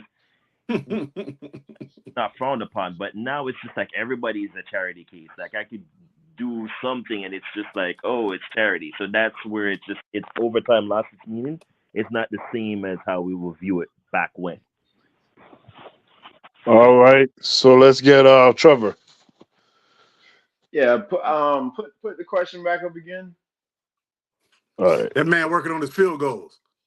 Yeah, I'm for some reason I'm getting my behind kicked. Charity is No, better than Social Security as a means of helping the genuinely disadvantaged. nah, strongly disagree, man. Especially in the world that we live in today, charity is basically just a social flex. Everybody's doing it, just to be seen. Yeah, Yep. the Social Yep. Security outright is just better. All right, Right, I'm back because now. Hey, you're paying in on it. go ahead. Yeah. Right, Part of the exactly, easiest and that's why I question on said the I was whole torn. thing. But there's nothing That's to why be I said I torn was about, torn. MD. No, But there's listen no again. I okay. understand the aspect in which they're trying to say. I pay into Social Security, therefore, it's definitely a need. Charity, just like Trevor said, is mostly a flex. But if I'm going to put myself in the position of what they are from the baseline sense, then I would say yes. But I've been paying into for years now, so I'm in no position to say otherwise. So yeah, I strongly disagree. That's all I was saying. Okay. Okay. All right. So Nothing to jump down my throat about. It is what it is. Hey, yo. all right. So let's go let's go to number 10. All right, number 10. God. All right. In criminal justice, punishment should be more important than rehabilitation. Strongly Ooh. disagree, agree, or strongly agree. Again, It depends for me. it's a slippery slope dealing with this Yeah, Yeah. because we're talking about criminal justice in what context? It's a myriad of crimes that can be committed. Fact. So are we talking about criminal justice in the sense of As a whole. drug? Well, see, I can't do that. I can't do it, Mike. I can't do it Okay. MD. because I would Okay. say yes to a number of crimes and I would say no to a number of crimes. Well, hold on, MD. So in the criminal justice system, right? Would you say that, yeah, we have a lot of outrageous murders and crimes that have taken place, but the overwhelming amount of crime and prisoners in the jail cells and the prisons are going to be for marijuana or smaller offenses like robbery, stealing, and stuff like that. They're going to be the majority, right or wrong? I swear, The question didn't say that, Venkat. No, forget about it. You guys always do this thing. We're talking. You just said how there's a merit of different crimes that can be committed. So when it says in the criminal justice, punishment should be more important than rehabilitation. That I would say, if the majority of people that are in prison or in jail are less violent offenders, then we should be trying to rehabilitate more so than anything. There is going to be an element of punishment in there because there's some crimes that are just so far gone. But I would think that you would want to rehabilitate before you punish. All right, well, let me put it like this then. Any crime that infringes upon any other person's rights should be punishment. So if I steal something out of the store, I just infringed upon a person's right to private ownership. Yeah, but you didn't kill a person. I infringed upon somebody else's rights. Punishment. I understand that. I think you both are missing the point. But It's what not about saying choose between punishment and rehabilitation. It's just saying which is more important. That's the You can do same both. thing, Mike. That's the same thing. It literally says which is more important, to Yes. rehabilitate or to punish. No, I'm it said saying which is. It didn't say rehabilitation should which is be the more. most important. Sir, you can do both. It's just saying which is more important. I know Right. I've Which worked in the more field. important means 60-40. You Yes. should be doing more rehabilitation. But Exactly. in our current system, it's more of a punishment theme. I'm That's not what we're disputing talking that. about. I think you just Okay. want to argue today, Venkat. No. Oh my God. All right, go ahead, Mike. I think you just want to argue because, like, I heard you when you started restating the question to MD. The second you said in the criminal justice system, I was like, MD gonna say the exact same thing. Why are you wasting your breath? Oh my God. MD ain't he ain't slow. He know exactly what you gonna say. But anyway, hey, I worked in it. I work with adults and with kids. I think there are some people who will never be rehabilitated. facts? There are some people who wake up in the morning and think about stomping on a squirrel because they want to see what color it makes. Facts. There's just them people just gotta go. It is what it is. Yep. But I'm gonna be like MD now. Some of them got to go for real. Like, I don't want them to be dragging down our gross national product by having to keep them alive for all these centuries while they live on rent free with cable. 100. Some of them got to go. Yep. But you feel me? But if the person is on drugs, slap them around a little bit, put them in a home, get off drugs. If he like to touch cats, then lock him in the room or something and have dogs bite him or something. I don't know, with a lion or something. I don't know, but just don't take my taxes and do something stupid with it. So I'm MD right now. But all right, anybody else on the question? Yeah, because MD said something about like, so in the case MD of like a mom, like a mom that's deprived of not having access to like food or something for her kid or something, and she decides to go in the store and steal. Do you not feel that she should be at least be able to be rehabilitated? Or, you know what I mean? Like, if how do you rehabilitate a desperate person? That don't make any sense. Punishment. Now you put in place programs in which can help this person thrive and become upward in terms of social standing, of course. Okay. MD, don't be attacking but you committed a crime. Punishment. You can't rehabilitate somebody through desperation. Poverty is not something that you can be rehabilitated on. I know it doesn't exist on this show. I know it doesn't exist on this show, but I need the fire bomb. That was hard. That was a fire line, MD. Wow. Yeah, you like that one, huh? That boy, woo! That need to be on the shirt. All right, so we're gonna we move on. Yeah, we're gonna go to number 11. No, hold up. I ain't had nothing to say on this. Oh, okay, go ahead, Trevor. Yeah, so this one of those questions to me that's a slippery slope, just because personally I've been arrested 3 times, and had it not been for the fact that they allowed me to get out and go through rehabilitation programs and things like that, who knows where I would have been. So on the flip side of that, though, there's a video that was just sent to me today that I'm gonna play on Man Talk Monday of a young lady that did something just heinous. And when I see that, I'm like, hey, lock her up under the jail. There's no rehabilitation at all for her. So there could be both. If the crime is not, I know MD is gonna say, oh, what right do you have to violate taking my stuff and blah blah blah. Hey, stuff happens sometimes. Which one of us up here didn't go in Kmart when it was around and steal a toy out of there or something like that? Me? Should we do well? Okay. I stole from Walmart. Should we be locked? Should we be locked up forever for that, or should you be like, hey, I see a problem. Let me try to rehabilitate him. I think is on a because not for nothing. You say the jails are overcrowded now, but can you imagine if there was no rehabilitation?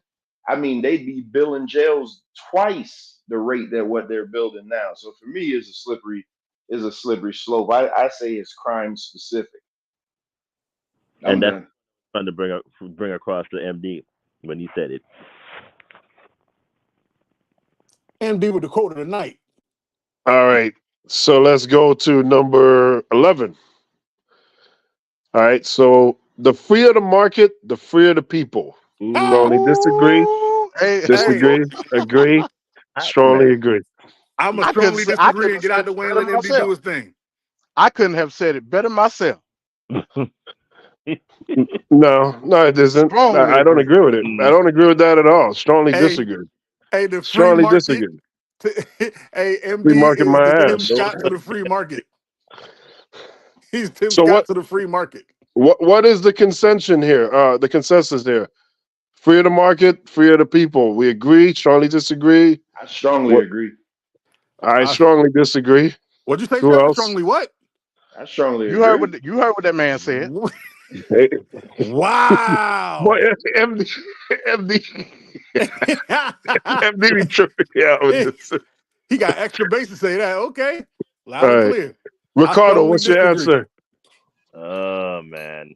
The capitalist in me wants to say I strongly agree, and then the other side of me wants to say I strongly disagree. So I'm neutral in this one. I'm in between.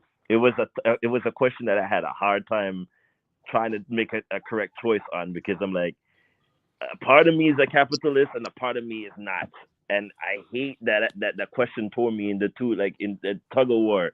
But in the end, I will have to. Damn it, man. There's a part of me that's socialist, and there's a part of me that's like not. And so it's like, the freer the market, the freer the people. But how free are the people? Because you're still holding them by chains in terms of like the consumption of nonsense that we're seeing about. Like you're still having people going after friggin' Gucci brands and Sony PlayStations, and it's like, at what point do we then admit that there's no such thing as a free market? The word free still doesn't resonate in terms of capitalism at all. There's no such thing as free. No matter how much we try to think there's a free market, there's no such thing. Not in a globalized world. I don't see it. I just don't. I really So don't. Ricardo, you telling me, Ricardo, that because I consume products, that somehow I'm not free to not consume product? That what you telling me? No. That's not what I meant. I mean that you're still held a strong, like, for whatever the reason, you're being.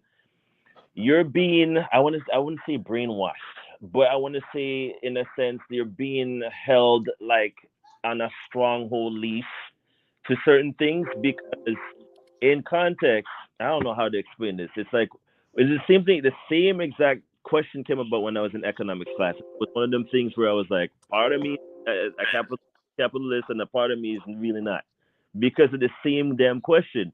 Because it's just that the idea of people thinking that it's a free market. There's no such thing as a free market. That's not what the question say, though. It's saying the freer the market, the freer the people. Yeah, yes or no? But how are they free? But hold on. We got to define what this really is saying. They're literally saying no restrictions on businesses being able to do virtually anything they want without being checked.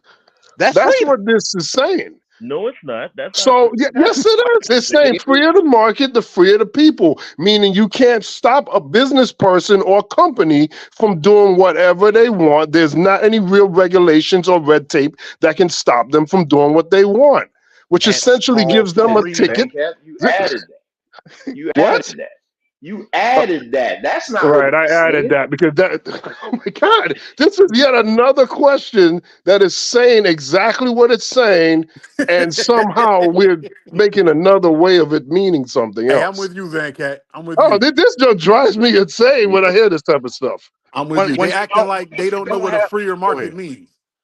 I know what a freer market means, meaning that I have the right to decide if I get said product or not. No. And it's not up to the government. To you, what does a free market mean to the world? What does a free market mean to the country? MD. That's what I'm getting at. It's what does it mean to the world, not to the U.S. Because you can't just say, "Oh, America can't think by itself anymore." It's a globalized world.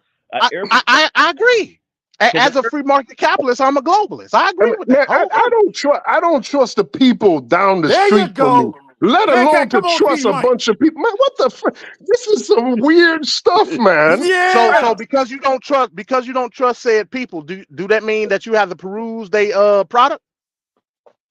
What it means is they need to face the same sort of restrictions and whatnot that I got to deal as an individual person.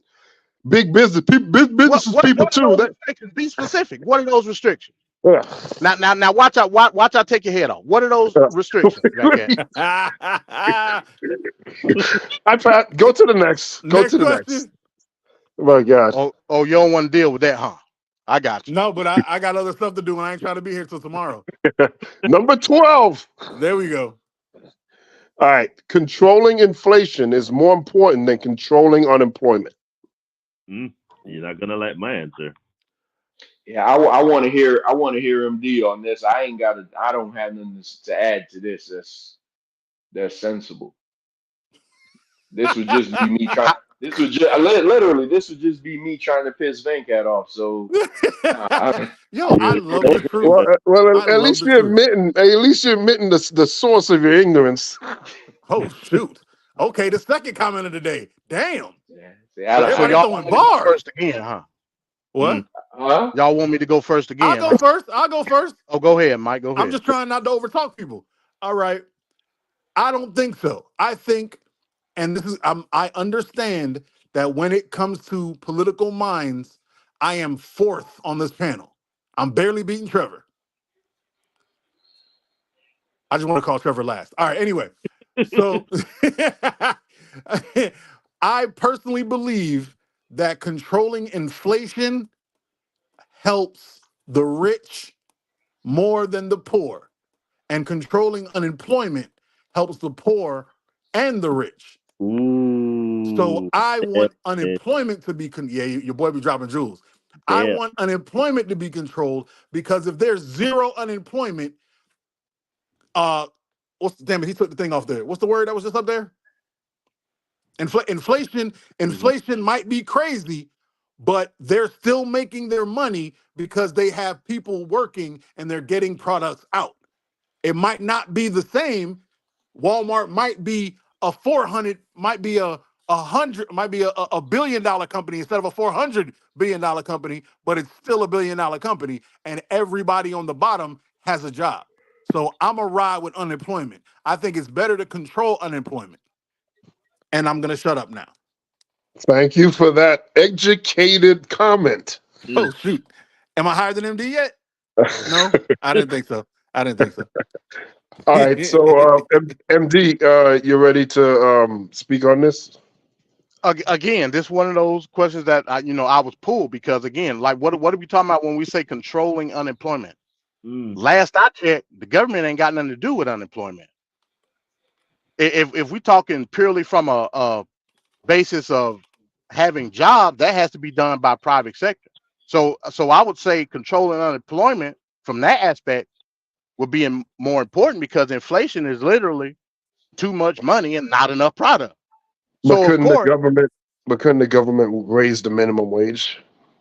that is that gonna help the That would help. unemployment? That would If help. I'm a private business owner and I got to pay these lowly people more money, is that gonna help unemployment, Venkat? That is gonna help. Oh my God. You know That is what? gonna I help. was trying to stop y'all, but I just remembered it's Tuesday. This is what y'all supposed to do. Go get him, MD. Go get him, Venkat. I'm not going to pay somebody more money for less. I'm not doing that, Venkat. But again, that's not up for me No, as the government to decide. the companies pay more for supply and product all the time. The companies pay more for rent and leasing all the time. Those other expenses of running a business go up all the time. When was the last time the federal minimum wage increased, MD? 2009. Okay, gotcha. So why is it that it's always this doomsday device that's attached to the minimum wage being increased? That makes no sense. I got you, and I got you. So Obama didn't do it. Bush did. Based on I your said your sentiment, mama. then based on the sentiment and how you eloquently said what you just said, now I'm going to say inflation is more important based on what you just said. Are you gonna flip him? MD is wild. Yo, MD is Palpatine. Yeah. But the way I answered this, I believe if my memory serves me right, I believe I did say unemployment, but I didn't base that off something that government does. I'm basing that off of to ramp up production that will then said reduce inflation, because it'll be more product for the money that's out there. So I do say unemployment from that aspect. But you just rained on my parade, Venkat. So now I'm switching. So I speak MD. What he's trying to say is he was going to choose unemployment, but Venkat pissed him off. So now he's choosing inflation just to spite him. Exactly. Thank you. I'm here twice on Sundays. Here all week long. All right. Any other anything else Ricardo on this gotta go. question? Nothing? Twin. No. Nothing? Okay. All right, so let's go to number 13. All right, so military action that defies international law. is sometimes justified. Now, Strongly MD, disagree, agree, strongly agree. you gonna fight on this one, MD? Oh yeah, because Yeah, I say disagree. yeah. Well, I'm the guy. I'm the guy that said they should have just blew up Iraq and took it over as a U.S. territory. So Wow. No.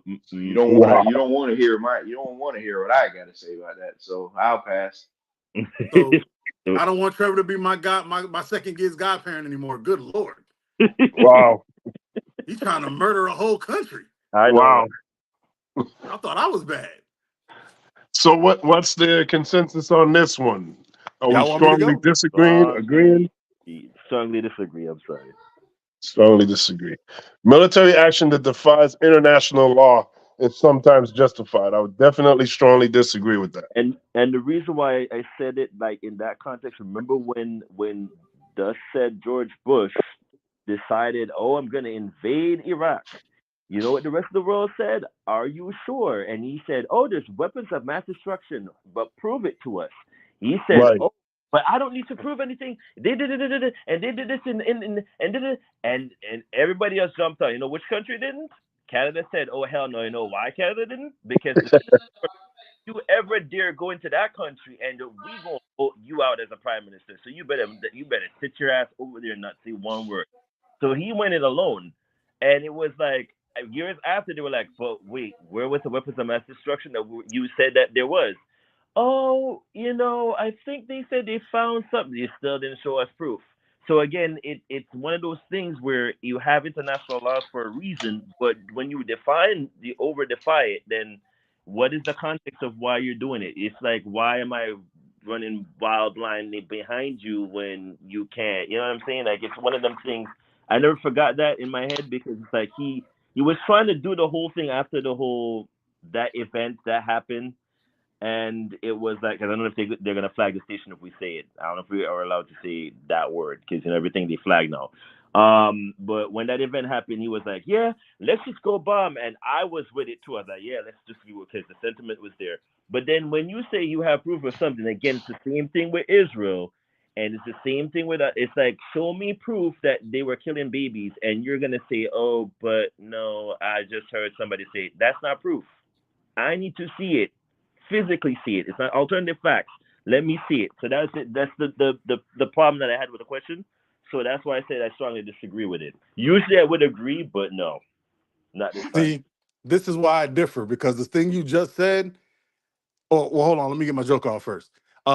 You, my bad. You didn't get the memo. They did find it. It's just What is fun? when in Iraq they found the yellow cake. It's just he thought it was yellow cake Iranian, Yeah, but it was just yeah. a birthday. It was just a Don't birthday. drop that jump. You, yo, Chappelle show was a joint. Oh, that was funny. All right. I regular disagree, but only because I don't trust people. And if you guys would jump on team don't trust people, you would understand that you always keep it in the back of your mind that Fact. somebody might screw somebody over. And Yeah. just like I said about that monopoly when we were talking about, and when we were talking about why I don't trust too big to fail, because then if there was no market, then they could just systematically take over governments and things like that. Hey, and it can happen internationally too. There's Fact. people that there's warlords that have, look at the what's it called, the not the Taliban, damn it, the caliphates. They used to run countries. Mm-hmm. Taliban used to run countries. They was like, what's a border?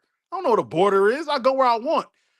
That could happen, and if that does happen, and we can't hit this place because they're sovereign, but we gotta kill them. I'm saying kill them. I'm wake Trevor up, tell him to go push the button. So that's where I'm So at. innocent people must die in order to ensure a democratic Sir, state. you have me. First of all, it ain't got nothing to do with democracy. Nothing to do with that. Secondly, you got me confused with Venkat because you can't hit me with them questions and think I'm a fool. There's no such thing as an innocent person. Bomb Excuse you, sir. everybody. I don't fold. I Kill them just all. rather not indulge. I have extra hands to extra indulge. I want it all. I want extra. I don't even like chocolate, but I want the icing on there. I want to indulge in it all. Put it all on the cake. Hopefully it ain't yellow cake. I want it all. There's no Just such thing don't as drop innocent that people. cake. You better. No facts. There's no such thing as innocent people. I've watched a woman sit in front of a man and pull her and grab her shirt and yank it, and her bra was the BOMB word that we're not allowed to say, and it blew that man's face off. And it ripped her chest out too, and she was okay with it just to kill that guy. Yeah, I've watched the video of that. So I'm good. There's no, I've watched the guy sitting there shaking, crying because he couldn't shoot the 4-year-old who was walking up to the thing. So instead of shooting the 4-year-old blew up the 12 people that were guarding the gate. So like I said, no such thing as innocent people. The only person I know is innocent is my daughter. And Trevor's daughter, because I really like her too. All right. Anything else on this question? Hold on, I want to clear something up because y'all not gonna make me come off as a bad guy all the time. I get it But though. On this you're literally the heel minister, Trevor. I get it though. On this show, this is the only show everybody could take their jabs at me because I'm not technically controlling the buttons. Yes, Trevor. He's Trevor. This Gunther. this this is what I say. Because whenever I say that comment about blowing up Iraq, everybody's like, "Oh no, that's crazy." And I've explained this to y'all. The reason I say that is because you wasted 20 years and American lives over there for absolutely nothing. It would have been better to go over there, completely annihilate everybody. You don't rebuild it to give it back to them so they could do the same thing again. You take it over as a U.S. territory. What is wrong with what I'm saying? I don't get it. Like everybody act like they so ultra human, humanitarian. Let me love on you. Yeah, Empty answer. everything you're saying is wrong. You're saying it's okay to kill lives that you don't know about. Let's listen, Venkat. The first question that we opened up, the first question, we talked about morality, and now all of a sudden, hell, just blow everybody the hell up. He want to blow Be done with it. Everybody get a blow up. Yo! Oh God, that's hilarious. Oh God. Do you guys believe that it was worth it being over there for 20 years? We shouldn't have went. We shouldn't have Yeah, been of course there not. anyway. So people shouldn't be getting killed because the Americans made a dumb decision. Well, No, not They the shouldn't have Americans, been. the Republicans. Well, okay, well, yeah. Though it was because of petrol. That's the whole reason why America decided to invade Iraq in the first place was because exactly. And gas still expensive. Or Mesopotamia, which had a lot of, and when I mean a lot of historical treasures that they looted as they went in and completely sold on the black market. So there's a whole bunch of stuff that went down that a lot of people still have not even realized to this day, but they went in for a reason. There was a reason they went in. So Uncle Sam doesn't sit idly blind and not be like, oh, I'm just going to go. They went in for a reason. There's always context there. Oil and treasures. And that's all I'm going to say. Right. All right. So we're let me say moving right along. Oh, okay, go ahead. Let me say real quick. We live in a world of advanced modern warfare. You can't tell me that any advanced military around the world can't go in and do special ops to do what need to be done. These people go to these extremes with these hypersonic missiles and et cetera, for a specific reason. And it ain't to eliminate no target. It just ain't.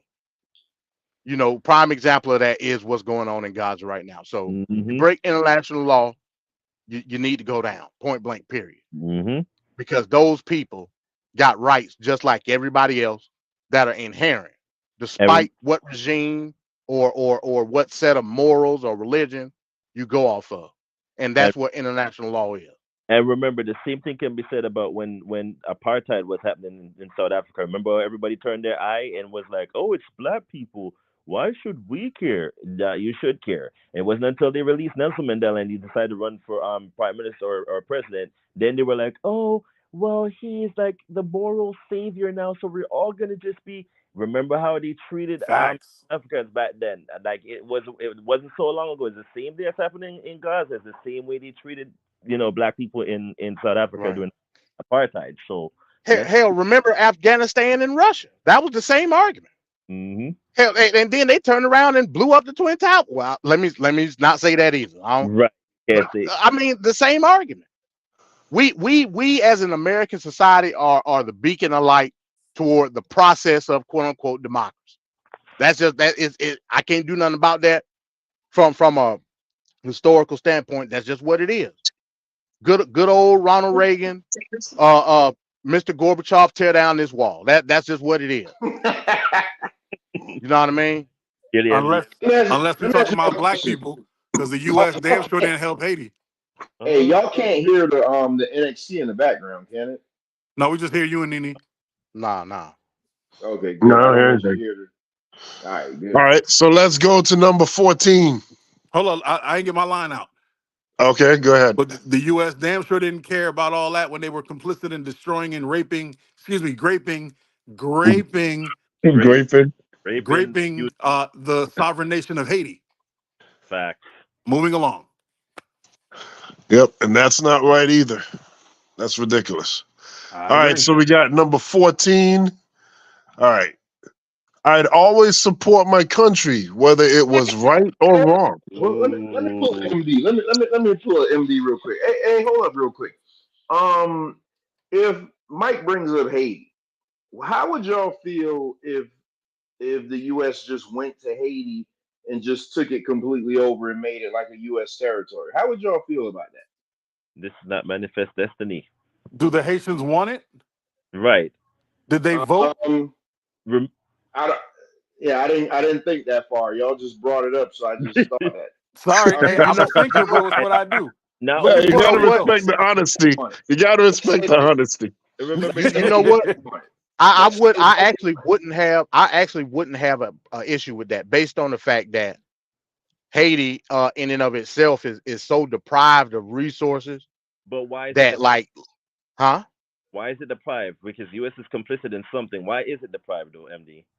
It ain't got no resources. It just don't. No, sir. No, sir. It's deprived because of that loan against the French. No, sir. It was not a loan, first of all. It was every white Christian nation on this planet raped and stole and forced and pillaged them because they were the first freed black nation that killed their white oppressors. That's why. I don't disagree with that. I'm talking about fundamental resources of the land. That's what I'm talking about. Name me the resource that Haiti. So now it's just gone. It ain't there no more. They took it in Haiti. What are you talking about, MD? What are the resources? What are the resources that go toward the economy in Haiti? It used to be sugar cane. It used to be what's that thing? No, that was Dominican Republic. Now I'm finna bust you in the head now. So you sure you want to go? You sure you want to go with sugar cane? Bust my head. Go ahead, bust my head. Agriculture. Go ahead, Ricardo. Agriculture. It has asphalt. It has some bauxite. As much as they don't, because red dirt is always going to be bauxite. Whether or not they want to say it, it's in most countries. Like Jamaica has bauxite. It's one of the largest producers of it. Haiti has the same thing as well. Limestone is also limestone. That's what I was gonna say. It's also evident, and usually it's evident in countries that have volcanic origin. So wherever there was volcanic activity, you're gonna find limestone because once you pour water in, it's just gonna melt. Cement. Okay, and a whole bunch. Okay, cool. They used to have gold. You said a whole bunch of other things. You got so here's the thing. I'm glad you mentioned sugarcane. Now this is debatable, but this comes from my research. A lot of people go to sugarcane when I ask them this question. Mm-hmm. From my research, sugarcane was exported to Haiti. So I just want to put that out there. You said limestone. Is limestone a viable power production source to provide for the country? Well, according to you, MD, you can put a bunch of dirt, and that could be possible. You can. I mean, you told me about a bunch of dirt or anything. I'm not saying that dirt is going to provide a totality of the GDP of a country. I'm not saying that. We live amongst a society of entrepreneurs. You know why it is, MD? Go ahead. You know why it is, MD? Because if it wasn't, they wouldn't have stole it. Hell, a resource is a resource. But exactly. I'm not saying that resource, if it's a resource is going to be sold. If it's a resource, it can be correct. produced. Okay. Can it be sold to uphold the entirety of the economy? I think it could have. I think with the gold, the bauxite, the limestone they had, I think they could have. There's a whole bunch. It's the same thing that can be said about Congo, the Democratic Republic of Congo. MD, it's the same exact thing that they're doing there too. What is the main thing that most people use these days? Cell phones. What do you think they're fighting? There's a huge battle in Congo for. They're fighting over the damn mineral that is used into making the smartphones that we use now. I agree. It's whatever. So that's the same exact issue that Haiti is having. It's just that when we think about Haiti, we're like, oh, they're so deprived, they're so poor, impoverished. The reason why it's like that is because the United States was complicit with France, which, by the way, every time they go into like, well, the colonial countries that they actually, just like the Great Britain, when they pillage all these countries they colonize. What happens is if you were to ever cut off those countries, it literally destroys their GDP. But who was complicit in all of this? Our great country that we live in to this very day. So you can't look past certain things. And I love this country, but there's certain things it has been doing, and then they go, oh, but yeah, you can't say oh, but, because if it wasn't for some of the Haitians that came in to help and assist in the American Revolution, which we end up being independent in 1776 for. Shout out to Toussaint. So I mean, come on, like it's like this. I'm sick and tired of this argument of like, oh, but no. So back to Trevor's question: if the U.S. was to invade Haiti tomorrow, would we be okay with it? Probably not, because you have to think about those people that live there. It's the same thing what they did to Puerto Rico. They decided to go in and completely not just destroy the whole the entity of Puerto Rico, because it was once a colony of Spain, but it destroyed everything else just to get the sugar from Puerto Rico. And did they decide to make it a state? No, they're like, all of a sudden, oh, it's going to bankrupt the country because they're already bankrupt. You decided to pillage the entire damn country, destroyed whatever it was, and then now you're going to say, oh, well, it's a burden, and I'm just going to throw paper towel at the people when a hurricane comes in. Really? Ricardo, it can't get no worse, though. It can't get no worse. Hey, and it says that they produce half of the world's coffee and 40% of all the sugar that was consumed in Europe. Wait a minute. Hold on. That was through the intra-America slave trade. That wait a minute. Exported, but they made it afterward. They still had it afterward. Hold on, we've sidebar here. We sidebar. Did you hear the question, Senator? Sidebar. It just doesn't work for me, Sidebar.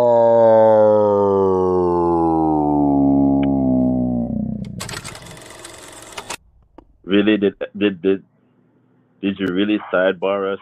Really? Yeah, man. We sidebarred the hell out of that question. We didn't even broach the question. Marilyn Monroe had some lips. Yeah, we didn't even answer the question, did we? I mean, damn, the question wasn't even broached. Yeah, my bad. I don't know how that happened.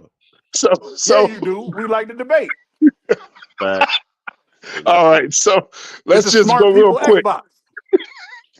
Let's just go real quick. I'd always support my country, whether it was right or wrong. Disagree. Strongly disagree. What, MD? I disagree. I'm not a nationalist. I did, MD. I don't look at the United States of America as some nationalist structure. It's not. Get out. MD. We're an amalgamation of people. I'm not going to accept, especially because of the fact that I go off the republic that's instilled in the Constitution. If you break the Constitution, I don't give a damn who you are, including the President of the United States. If you breach it, you're out of there. If I got anything to do with it. Anybody else? Strongly disagree? Agree? Strongly agree? Strongly disagree. I regularly disagree. Okay. Trevor? Yeah, I strongly disagree. I ain't much for this. Okay. All right, let's go to number 15. All right. People with serious inheritable diseases should not be allowed to reproduce. Strongly disagree, agree, or strongly agree. Yeah, wait till the answers to this one. I'll go first. Key All right, word. Mike. Key word. Remember that. What's the key word? Inheritable. Inheritable. Oh yeah, I don't strongly, but I agree. I think it should be prohibited. I think when you look at what Cuba did with their HIV crisis in the 90s and how they got it shut down by taking all the we really do like know a lot of stuff. That's so weird. But they took all the people with AIDS and they put them in their own little hotels and they gave them a great life. And then they let them die out. And they can sleep with each other, do whatever they wanted with each other. Here go your food. You ain't got to worry about nothing. Die out. AIDS in the country, lower than 1%. Fantastic. Now, is it humane? Probably not. Nope. But what's more humane than getting rid of inheritable diseases? That's how I feel. But then again, I didn't want to blow up Iraq, so let's make Trevor look bad. Hey, Ricardo, what's your take? I was say I agree with that. All right, I'll take that back. I like when he agrees with me. I strongly agree. All right, Ricardo strongly agree. MD? Word? Yep. You guys are heathens. I agree because they throw it inheritable in there. So again, I'm a man. Go ahead, Ricardo. What you about to say? What if it wasn't in there, MD? What would you pick? Then I wouldn't agree with it. Why? Because it's not inheritable. What if it's just transmittable?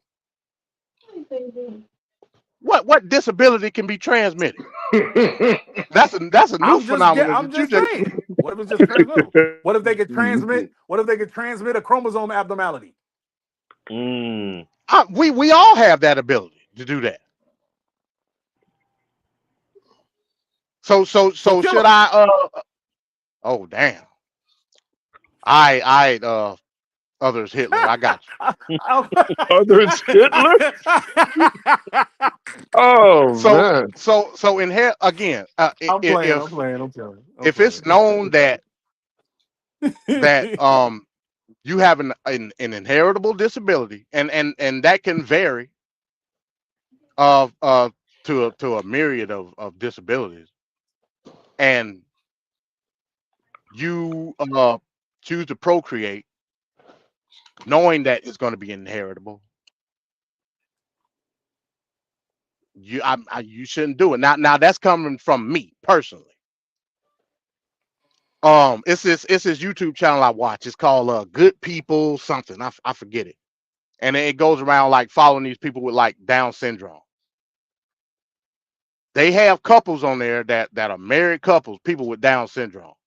Now, despite whether you agree with it or not, the argument that they make is they're not basing it on the condition in itself, but the experience. So if a person with Down syndrome, according to the scientist, has a brain, I don't know, of let's just say an 8-year-old, but the experience through life gives them the perception of being able to contemplate and conceptualize certain aspects, even from a sexual nature. Who am I to not allow that affection to take place? Not talking about procreation. I got you. You see what I'm saying? I agree with that one. So again, I don't think if you knowingly have an inheritable disability, I don't, because to me that's suffering to that child. Depending on, I mean, is that the same as this said person with Down syndrome? They may not look at it that way, but so you want to through science, they may. I ain't saying no. I ain't saying I'm not saying that. And that's what I'm saying. What would be the punishment? Who would be responsible? Would it be the caretaker? That's a good question. How do you mandate that to happen? I don't think that you can. I mean, you can't police them 24/7. I don't, and it goes back to me saying caretaker. Just like our kids, if our kids do certain things, certain aspects of said crime that child do, then falls on said parent or guardian or custodian, right? Right. Same would be with a person with, in this aspect, I'll say mental disability. It's a myriad of disabilities that we're talking about. But in this scenario, I'll say mental. Those people have custodians. Go ahead. No, well, I was just gonna say they shouldn't do it. I mean, if you're a person that is just thinking on your own, like what is the right thing to do, you should come to the conclusion that this is not right to pass on this sort of deficiency to another generation. However, we've seen people do things that are counter their best interests or the best interests of their kids all the time. You know, so you just see some people doing weird things and weird choices. So you know that there's going to be there's going to be a part of that group that's going to just be like, whatever, I'm doing whatever the hell I want to do. You know, they're always going to be like that. It's always going to be that. That's just human nature. They're always going to be like that. So sterilize them. Hey, I mean, hey, that might Don't be say something. it. Don't say it, Venkat. Don't say it. Don't say it. But what if the people had a means to take care of them though? Would you still say that they shouldn't be allowed to procreate? No, because why would you want the goal is to be better, never to be worse off. And I'm not saying that a person with a disability is like, oh, the worst thing. That happens, but why would you perpetuate that reality continually, generation after generation? What does that makes no sense to me. I don't know. Hey, maybe MD's right about me because I take it all the way to sickle cell. Like, get him out. Oh my God! Wow. Yeah, I ain't rocking with that, man. Man, I don't know. Maybe I am. I don't know what to tell you. Get him out of here. The views and opinions of these panelists ain't got nothing to do with me. They ain't got nothing to do with me. Get all of them out. Everybody, all the sicknesses. Shoot, if obesity is a sickness, kill me too. Let's get everybody with some abs. Get them out. Then half of America will be gone then. And it'd probably be a better place for it. Man. It'd probably be a better place diabolical. for it. Thank you, said sir. sickle Thank you. cell. Damn. I just said a good joke about that with diabolical earlier today. Thank you, bro. Knowing that sickle cell affect us. He said, oh, wow. Hey, you know that the government affects us and you still don't care, Mr. Individualistic? Man, get out of here, man. All right, then. All right, so let's go to number 16. And number 16 is a same-sex couple in a stable, loving relationship should not be excluded from the possibility of child adoption.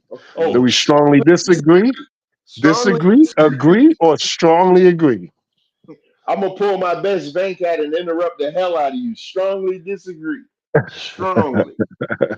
Okay, so what would be your reasoning for? Yeah, what would be the reason? Considering all the child abuse that happened and the bad homes that a lot of children are in, and you have an actual good possibility with a same-sex couple, so you would rather risk a bad situation for a kid because of a view? I'm asking. Because you're man, y'all, God, I don't want to have to say. I don't want to. I'm asking. Go ahead, Trevor. Don't stop. Go ahead. I know. If you scared, say you scared. I just don't want to have to go here, man. It's you don't want to raise these kids confused. And I've seen enough things like online and stuff like that. I don't know the thing is I don't know anybody personally that was raised in the same sex, but I've seen enough and I've heard like online and stuff, and I've heard from other people, and those kids grow up just as messed up and confused. With two dads and two moms and all that bull crap. It's just not right. It's not a right way to bring up a kid. All right, let me go. So those kids that have no parents, are they in a better scenario than a same-sex couple? Or the kids with a single parent? Are they better prepared in life than a same-sex couple? Okay, so here you go. Here you gonna get me to advocate for single parents. Yes, they're better off in the single parent household. You know what? Wow. I don't think anybody else should answer. We're just gonna leave Trevor out there on the cliff.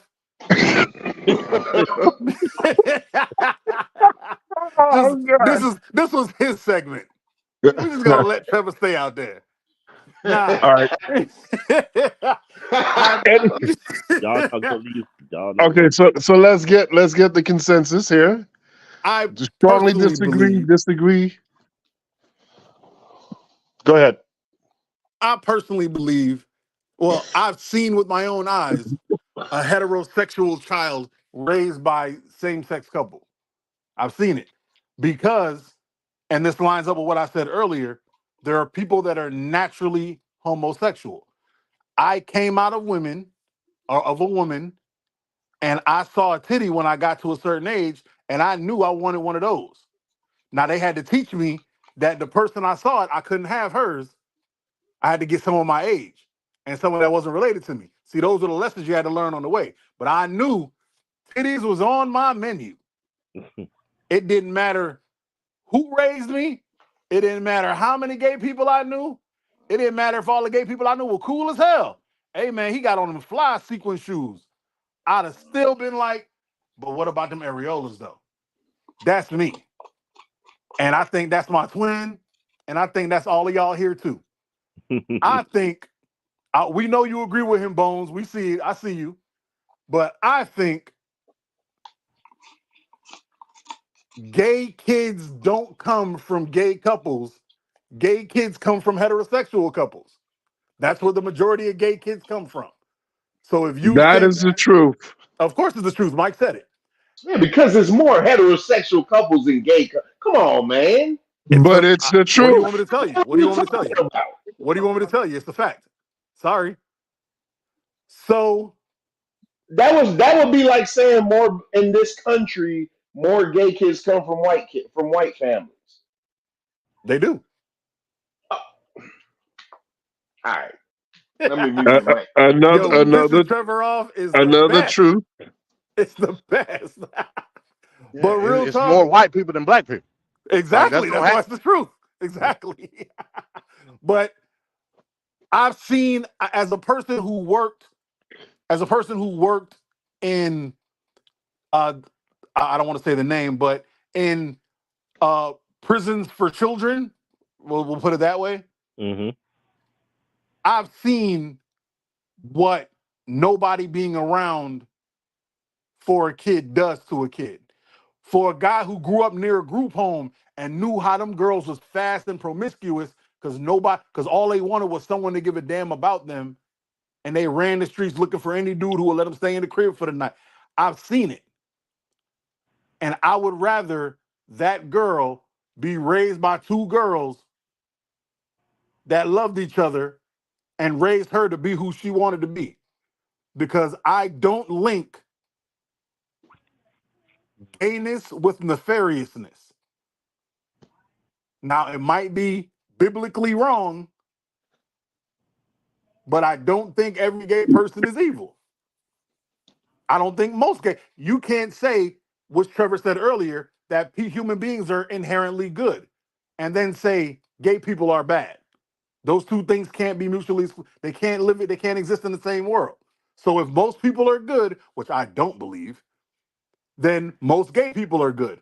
And those good gay people, if they want to raise a kid and this kid has nobody, I think that's a match made in heaven. Couldn't agree more with you, Mike.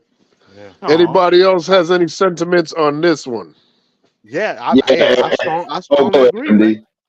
Nah, Yeah, I'm saying, yeah, I Mike, strongly agree. Mike, My just MD strongly agree. Go ahead, my Trevor. my two dads, Just go ahead and say it. I mean, hey, listen. At Hey, the that was end a of the good day, show. That was a good show. at the end of the day, if that gay couple is willing to provide, uh, uh instill freedom and leadership and civil duty in Yes, sir. that child, Yes, sir. I don't give a damn what sexual orientation they is, and especially in the black community. Hello. You know what I mean? When we got kids in foster home with no direction, if you want to use that ideologue of being perceived as being an upright person, especially if you want to use that, I mean, I'm not looking at sexual orientation at that point. If that person can exude any sense of normalcy. Whether you don't, and I'm not talking about from a sexual aspect. I'm talking about from a civil aspect. And be an example in that regard, I'm all for it. I can't say nothing at all. I mean, hell, the most when you got these people's that's grooming these children and putting them in gender reclassification or whatever you call it, that ain't coming from gay people. Nope. That's coming from weirdo Religious. Yeah, I mean, give peace a chance, extreme progressive white women. You know what I mean? There ain't no gay people doing that. I ain't saying that is not out there. Of course I'm not saying that. But yeah, I mean, I can't trip on that, man. I can't trip. All right, Get these kids out the system. Period. Okay, so let's find out about Ricardo. Ricardo, what do you say? Strongly disagree? Agree? Y'all are not gonna like my answer, but I actually agree with Trevor. Always have this argument, and for whatever the reason, people always get shocked by it. But me and Trevor knows why, and so you guys can touch it at whatever point, but Trevor knows why. I agree with him on this one, but I think I know why too. Hey, it's funny with Ricardo and Trevor. That once Venkat show their graph, the answers that Ricardo and Trevor are capitulating, it's gonna be further evidence. When I done seen the graph, so I already know. But once the viewing audience sees it, it's gonna make more sense. Well, for most people who don't know, when Trevor and I did our test, we actually were more aligned than Venkat and my twin were, which it wasn't surprising because Trevor knows why my viewpoints are more aligned with his. But it just to throw it out there, yeah, I was just probably off by like 1 point off Trevor's, but we were very similarly close, so it's not that far fetched. But Trevor knows why. All right, maybe twin.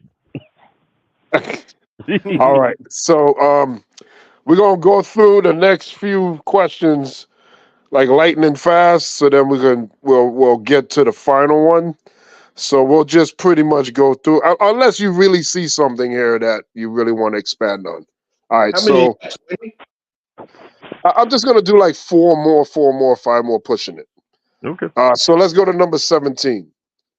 All right, because corporations cannot be trusted to voluntarily protect the environment, they require regulation. Do we strongly disagree? Agree? Disagree? I strongly agree with that. Strongly agree.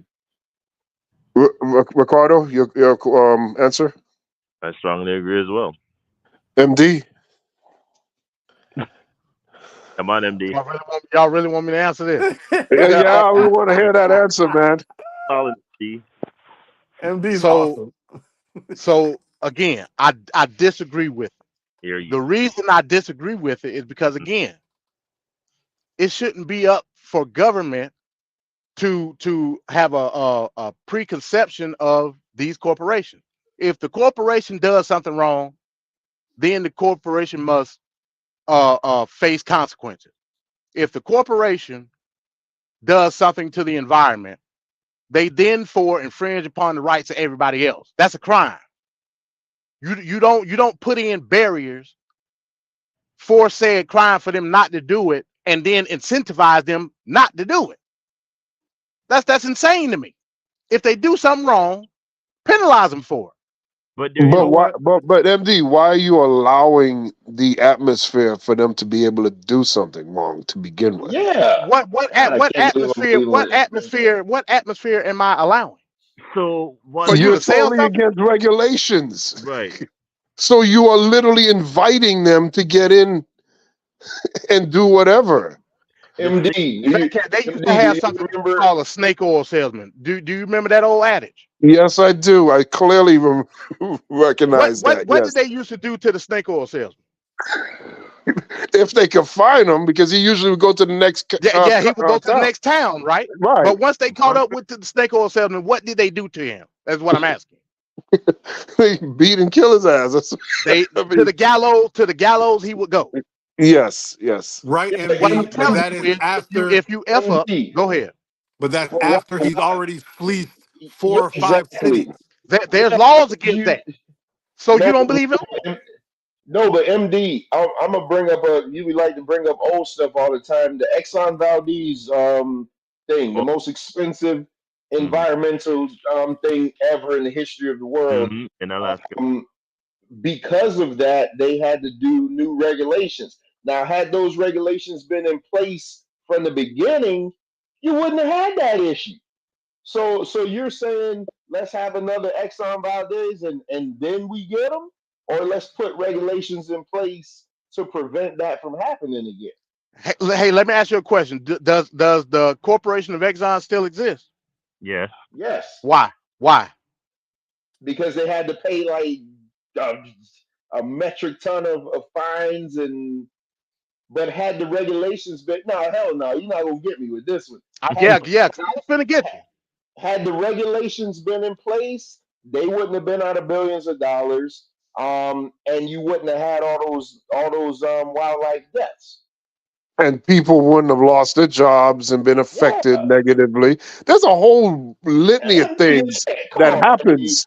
you can't And be like to leave the door open, to leave the I'm door serious. open for I'm that, serious. it's crazy. It's crazy. It's crazy to just allow those scenarios to even have the ability to take place. It's just silly. Again, based on everybody's answer, that means y'all truly believe in too big to fail.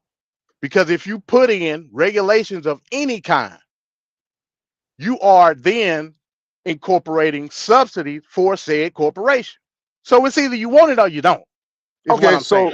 so you're saying you don't. Okay, so you no, several hold on. You're saying you don't. So that means like there's regulations for like the food industry where they can't do certain things because of health safety reasons. They have to follow those.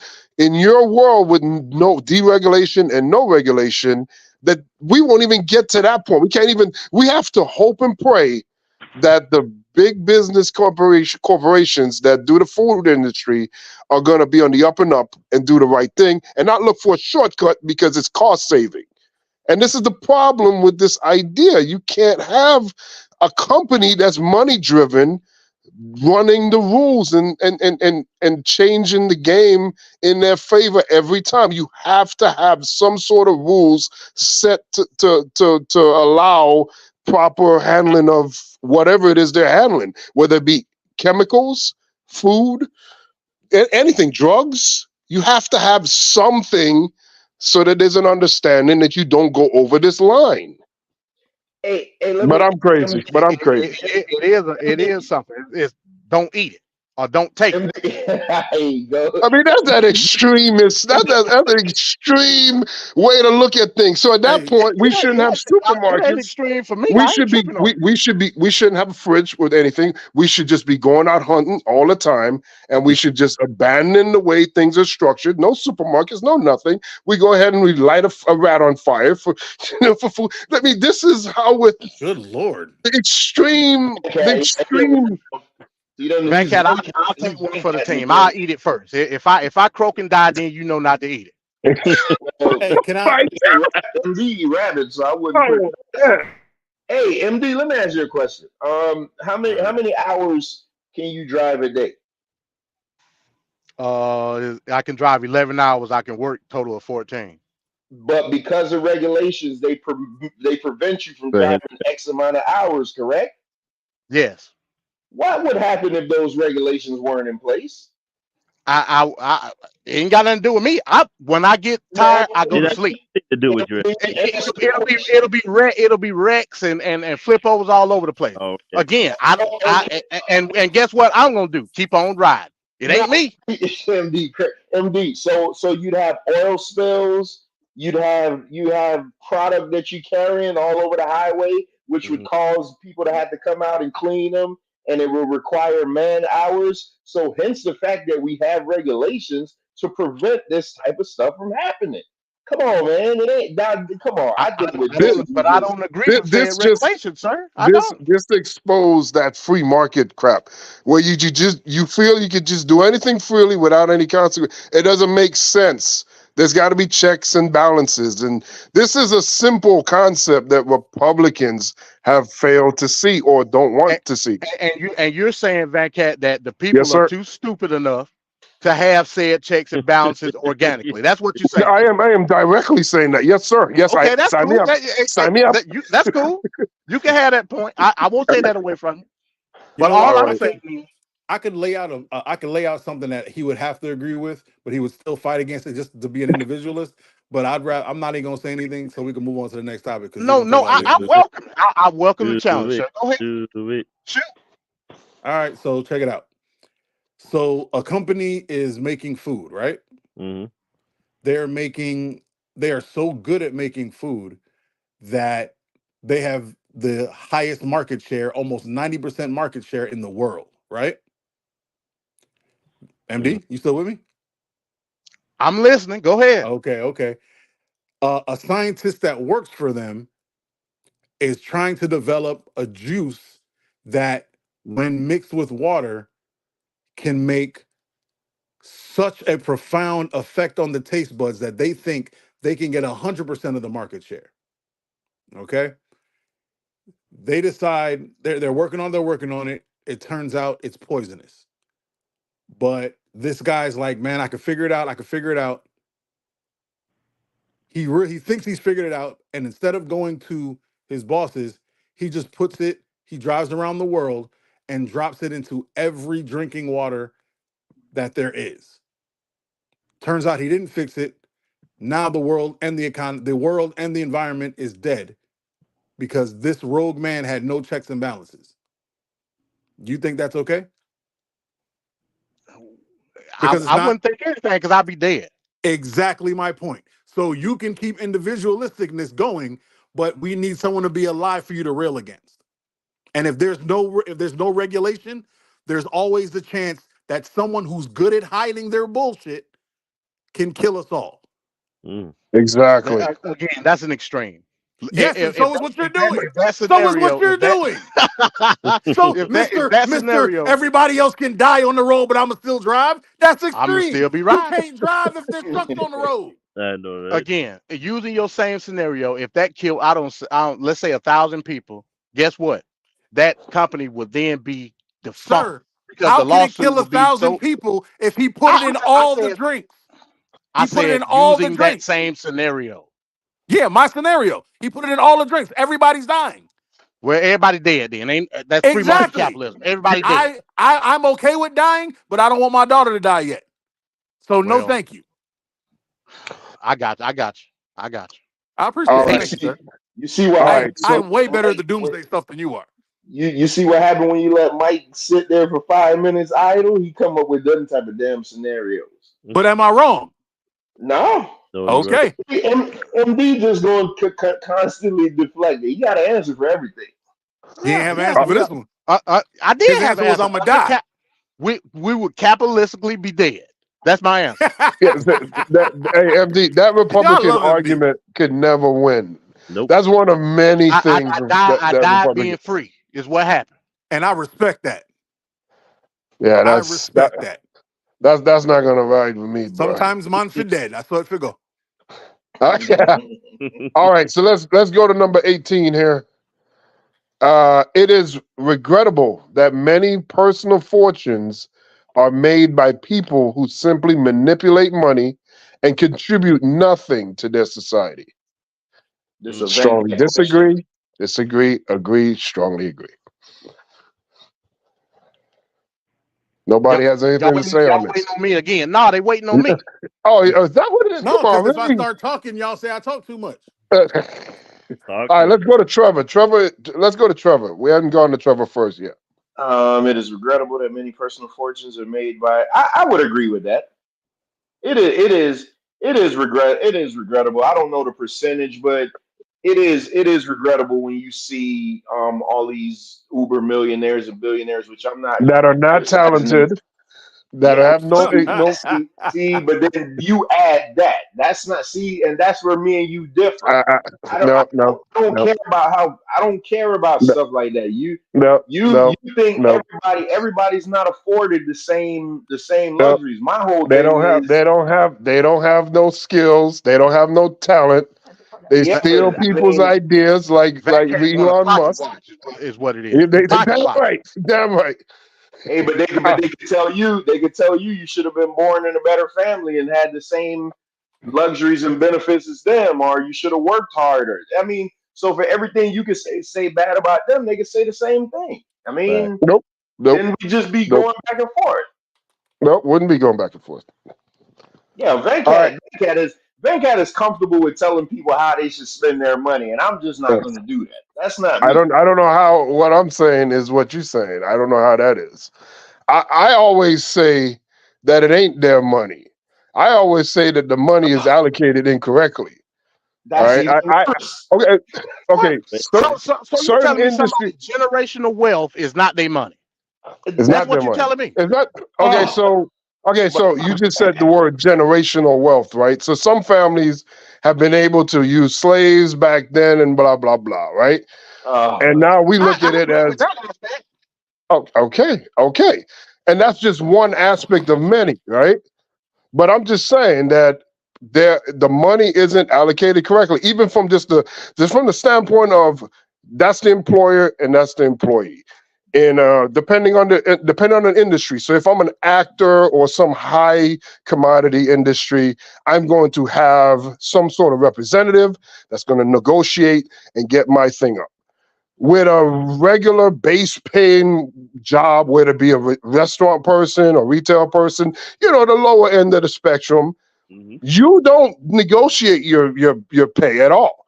They tell you this is what it is, and then that's it. And then every competitor within the industries around unilaterally have around the same pay. And there is no way for growth or anything. You just get what they say, and that's it. So yeah, I'm telling you right now, it's incorrect. So let me say this real quick. You got Go people ahead. that literally just use trust fund money and invest in stocks all day long and never worked a day in their life. Right. Are those people wrong for doing that? I'm not saying, hey, they're taking advantage of their scenario, their situation. But that's what the question is asking. I'm just. The question is saying, is it regrettable? Is it regrettable that many personal fortunes are made by people who simply manipulate money and Manipulate contribute money. Stock nothing market to is their society? manipulating money. Right. Look at the Kardashians. Right. That's what I'm saying. So, I mean, yeah, it is highly regrettable. And it's a problem that was never fixed. Reparations is one that could address one aspect of this nonsense, but there's so many others. I'm just saying that reparations is just to give us the equality of the opportunity to get reparations that's is to acknowledge the wrong and to pay for the work that people didn't get paid for. I disagree with that. I agree with it wholeheartedly. I don't constitute reparations with slavery. I constitute it with legislation. No. That's just me personally. Okay, so we have people in slavery, descendants of Black Africans that were taken and put over here. Now you fast forward centuries and you look at the descendants of those people. They are no money, in poor depleted conditions, poor health, poor education in current day time. You are going to tell me that slavery is not a big part of the reason why they're still behind? No, you misconstrued what I said. Okay. I said that reparations in and of itself is not for the institution of slavery. It's for the legislation that was during the nation of slavery. That's what reparations. Now, if you go speak reparations, you're talking to the right person. Venkat, if you go speak what reparations is about, abort. Then we have to not abort. set Not what brass tacks is in terms of what was being paid. 40 acres and a mule is what I Yeah, but I never got the 40 acres and a mule. Never got the 40 acres and a mule. And that's what I'm fighting for. Okay. AMD. All right. I know this a better time as always to ask you this. I just seen the breaking news. Devin Hester being inducted in the Hall of Fame. He ain't no damn Hall Really, of Fame. really, Trevor? We're pressed for time, and you're bringing Devin that up. Hester, I'm just saying. Devin Hester is the greatest returner of all time, Oh Lord! besides Peterson. That's all he did. Cordell Patterson surpassed him, but Did you hear the question, Senator? It just doesn't work for me,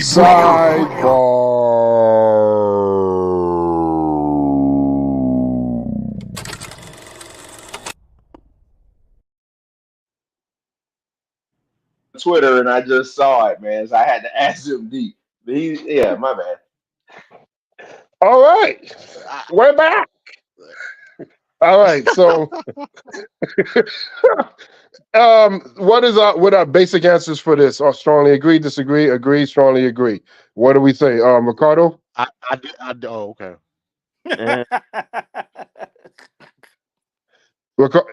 Yeah. Answer.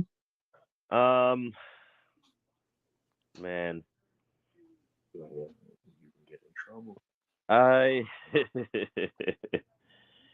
man, this question is so annoying to me.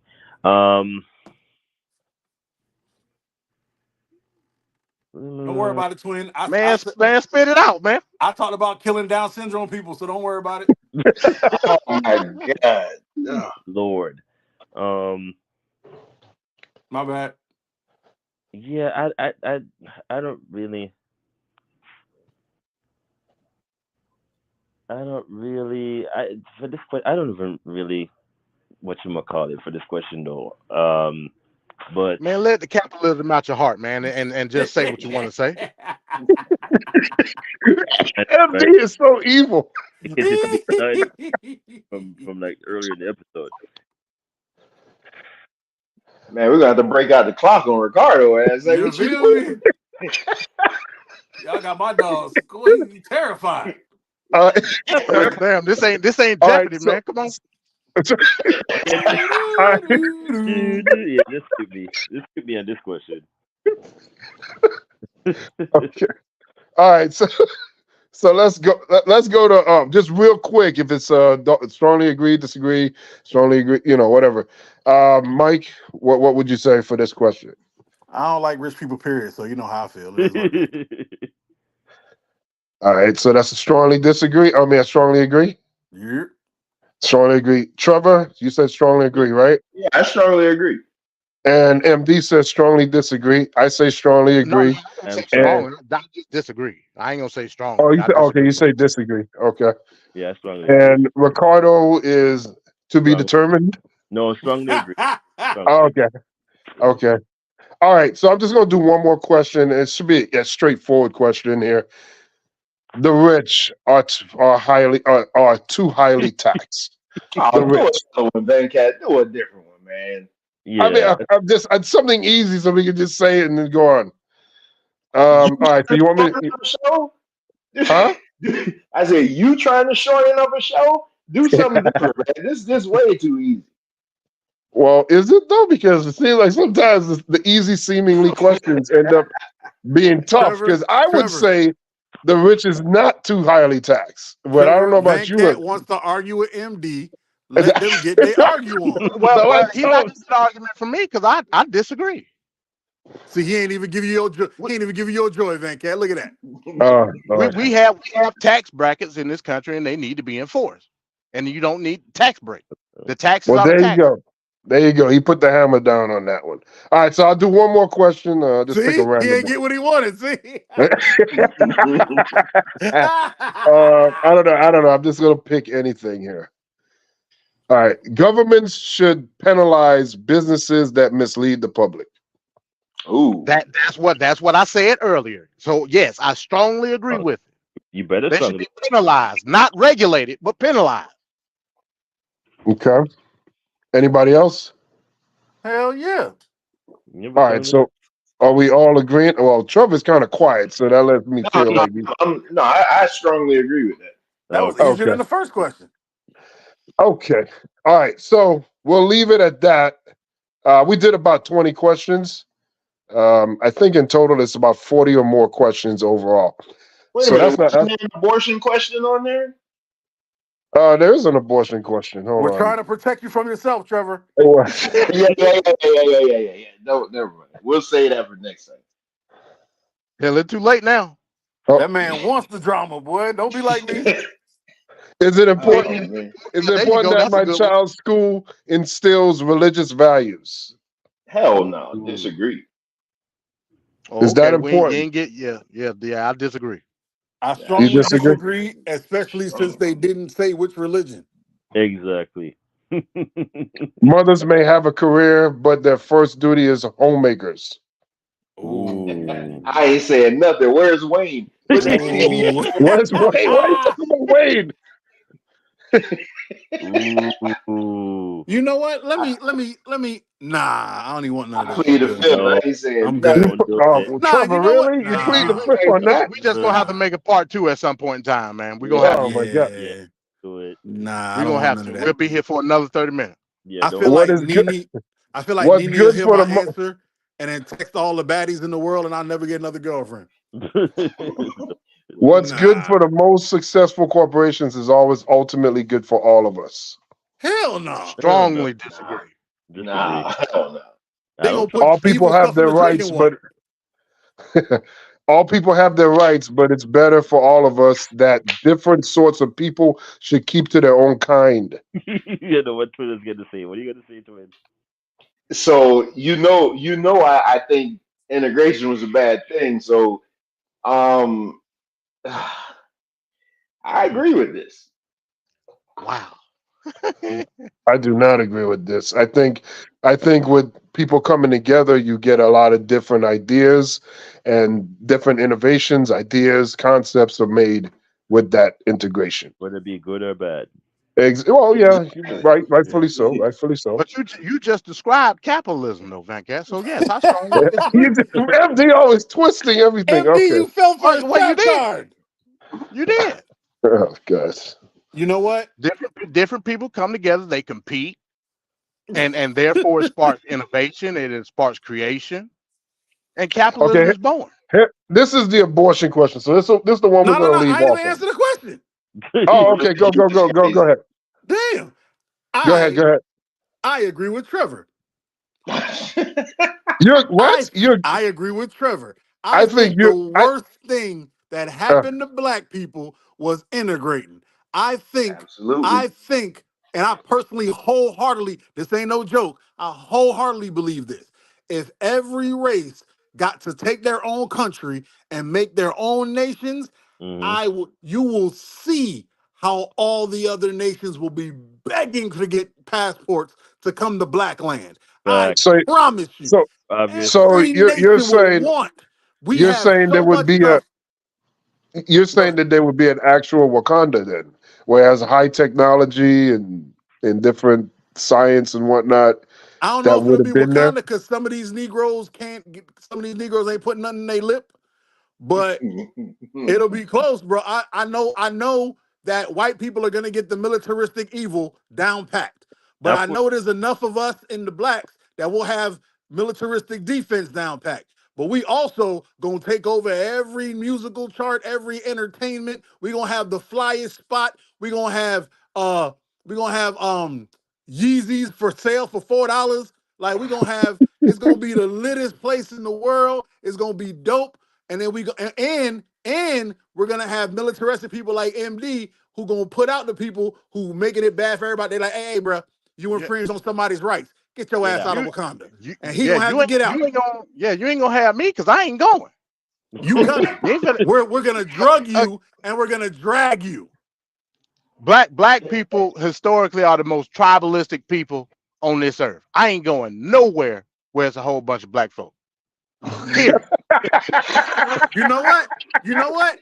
I'm not even mad. I wish they would make a bunch of countries and then keep one in the middle where all y'all who don't want to join the tribe could go to. Cool. And guess what? I bet it won't take 10 years for white people to take y'all over. As a matter of fact, I'll say this and move on, Venkat. The reason that the transatlantic slave trade was successful was based on said tribalism of black folk. I'm gonna just leave it at that. Partially. Oh, okay, Oh man, so Cliff just now showing up. all right, so yeah, Hey he man, missed a tell hell of Cliff he missed he a can hell of miss a me with show. that. My bad. Go ahead. All right, so let's go to the very last. This is what you wanted, the abortion question. So abortion, when the woman's life is not threatened, should always be illegal. Yes, strongly agree. Okay. Ricardo, Yeah. I agree as well. you agree with what Trevor's saying? I absolutely 100% agree with Trevor saying. All right, MD. I disagree because again, I believe in freedom. The only Exactly. difference is if you want said abortion, you're gonna pay a hefty price for it. That's just what it is. Ain't no state sanction nothing. If you want abortion, you pay for What's it. the difference then, There's gonna be a MD? price. If It, you it make is. it It's not a difference. MD, if you making it too expensive for them to afford it, they just gonna go do it the old way. Right, which is the old fork in the junk and then throw it in the trash. Yeah, and that's the whole point of the abortion. You don't want to do that. All right, I I would like think to answer. it's more dangerous than anything. Let's hear Go ahead, Mike. I disagree. I think there is nothing worse than a person being forced to have a baby they didn't want. Yep. I think all the miserable, horrible people on the planet were raised by people who didn't want their kid. Yep. They're raised by, I'm telling you, they make the worst people. So I would rather the baby go. There's a loophole, right, in the Bible that if a baby dies during birth or before birth, they go straight to heaven. All religious people should be happy all these babies go straight to heaven. Let them all go straight to heaven. They didn't have to live on earth. They never sinned. They go straight to heaven. Wonderful. And lead these people to destroy their bodies and do with it as they shall, because they're individuals and they have rights. But I'm not trying to have a bunch of more. Imagine how drained the planet would be if everybody was here. Everybody. No, not one abortion ever went through. Come on, man, y'all. It's not feasible. So yeah, I say kill them all. And you know me, I'm all about killing. So kill them all. What is This was the conversation that got me and Mike to start podcasting together. This exact conversation. Hey, and we both stuck to our guns. Ain't nobody changed. Yeah, I am totally against it. Hey, Venkat, totally we might need to do. Venkat, we might need to do a show on that where we could get more time into it because I'd like to explore it a little bit more. The abortion comment? Yeah. Topic? Oh yeah. Oh yeah. All right, so we'll put that down on the docket. Don't give me time to think. Oh snap! No, geez. Thank you. We definitely got to do that. Don't give me weeks. Don't give me weeks to plan. I'm like Batman. Hey, read that comment from Maria G. or put it on the board. Freedom from what? Planned Parenthood can call Planned Parenthood calls the black community. Wait, what did I say? Oh, I don't disagree. Freedom from what? Planned Parenthood cons the black community killing their own baby, their own babies. I don't disagree with that, but that's not the context in what I'm talking about. Yeah, I don't disagree with that at all. It was a systematic killing of millions of babies. I do not disagree with that. That in no way, shape, or form reflects my answer. You know what I'm saying? Well. Exact same thing MD said. Set it up, Venkat. Set it up. Oh, Trevor won the war. Yo, you know what it is? Trevor missed the Solar League, so he's trying to debate somebody. All right, so now we're at the part. Now we're at the part of the show hey, where we're going to discuss. One more thing, Venkat. One more thing. She go talked ahead. about Planned Parenthood. Again, that goes back to the point of state sanction or I don't want to say NGO, but 501c3 sanctioned abortion. They was giving them out for free in order to systematically kill an entire group of people. Yep. You know what I'm saying? No government, no institution should be providing no service like that. Sterilized. If you laid down and did the act, You are therefore responsible. If you want to have an abortion, cool. You have every right as American citizen to do so. You're gonna pay for it. And if it's high demand, guess what? You're gonna pay a high price. Set it up, Venkat. All right. All right. So Oh, snap! now we're at the stage right now where we divulge the final ratings from the compass. So we're going to put up each individual final compass reading from the test. We're going to start with Mike. So we're going to put up Mike. The other right meat. The other right meat, Thank you. which Thank you. just has a filthiness to it in the background that I Doesn't don't it? understand. Doesn't it? Yeah. A sweet triple entendre. Yeah. All right. So let's start with Mike here. All right. So this is Mike's compass reading here. So you could see, oh my God. Hold on 1 second. My Alexa just decided to play music. I don't know what the hell's going on here. Oh God. All right. Ignore that. Yeah. So Mike, economic left, right. He's a negative 6.25. From the social libertarian authoritarian, he's a negative 3.64. And as you can see, the red dot, it indicates where he lands on the compass. So he's just on the left, above, a little above libertarian. So that's where Mike falls on the compass. So let's go to MD. Let's see how MD looks from the Mike side to the MD side. Let's check So out that means MD. anyone in the green is right. Yeah. So here we go with MD. MD from the economic left to right is a positive 4.13.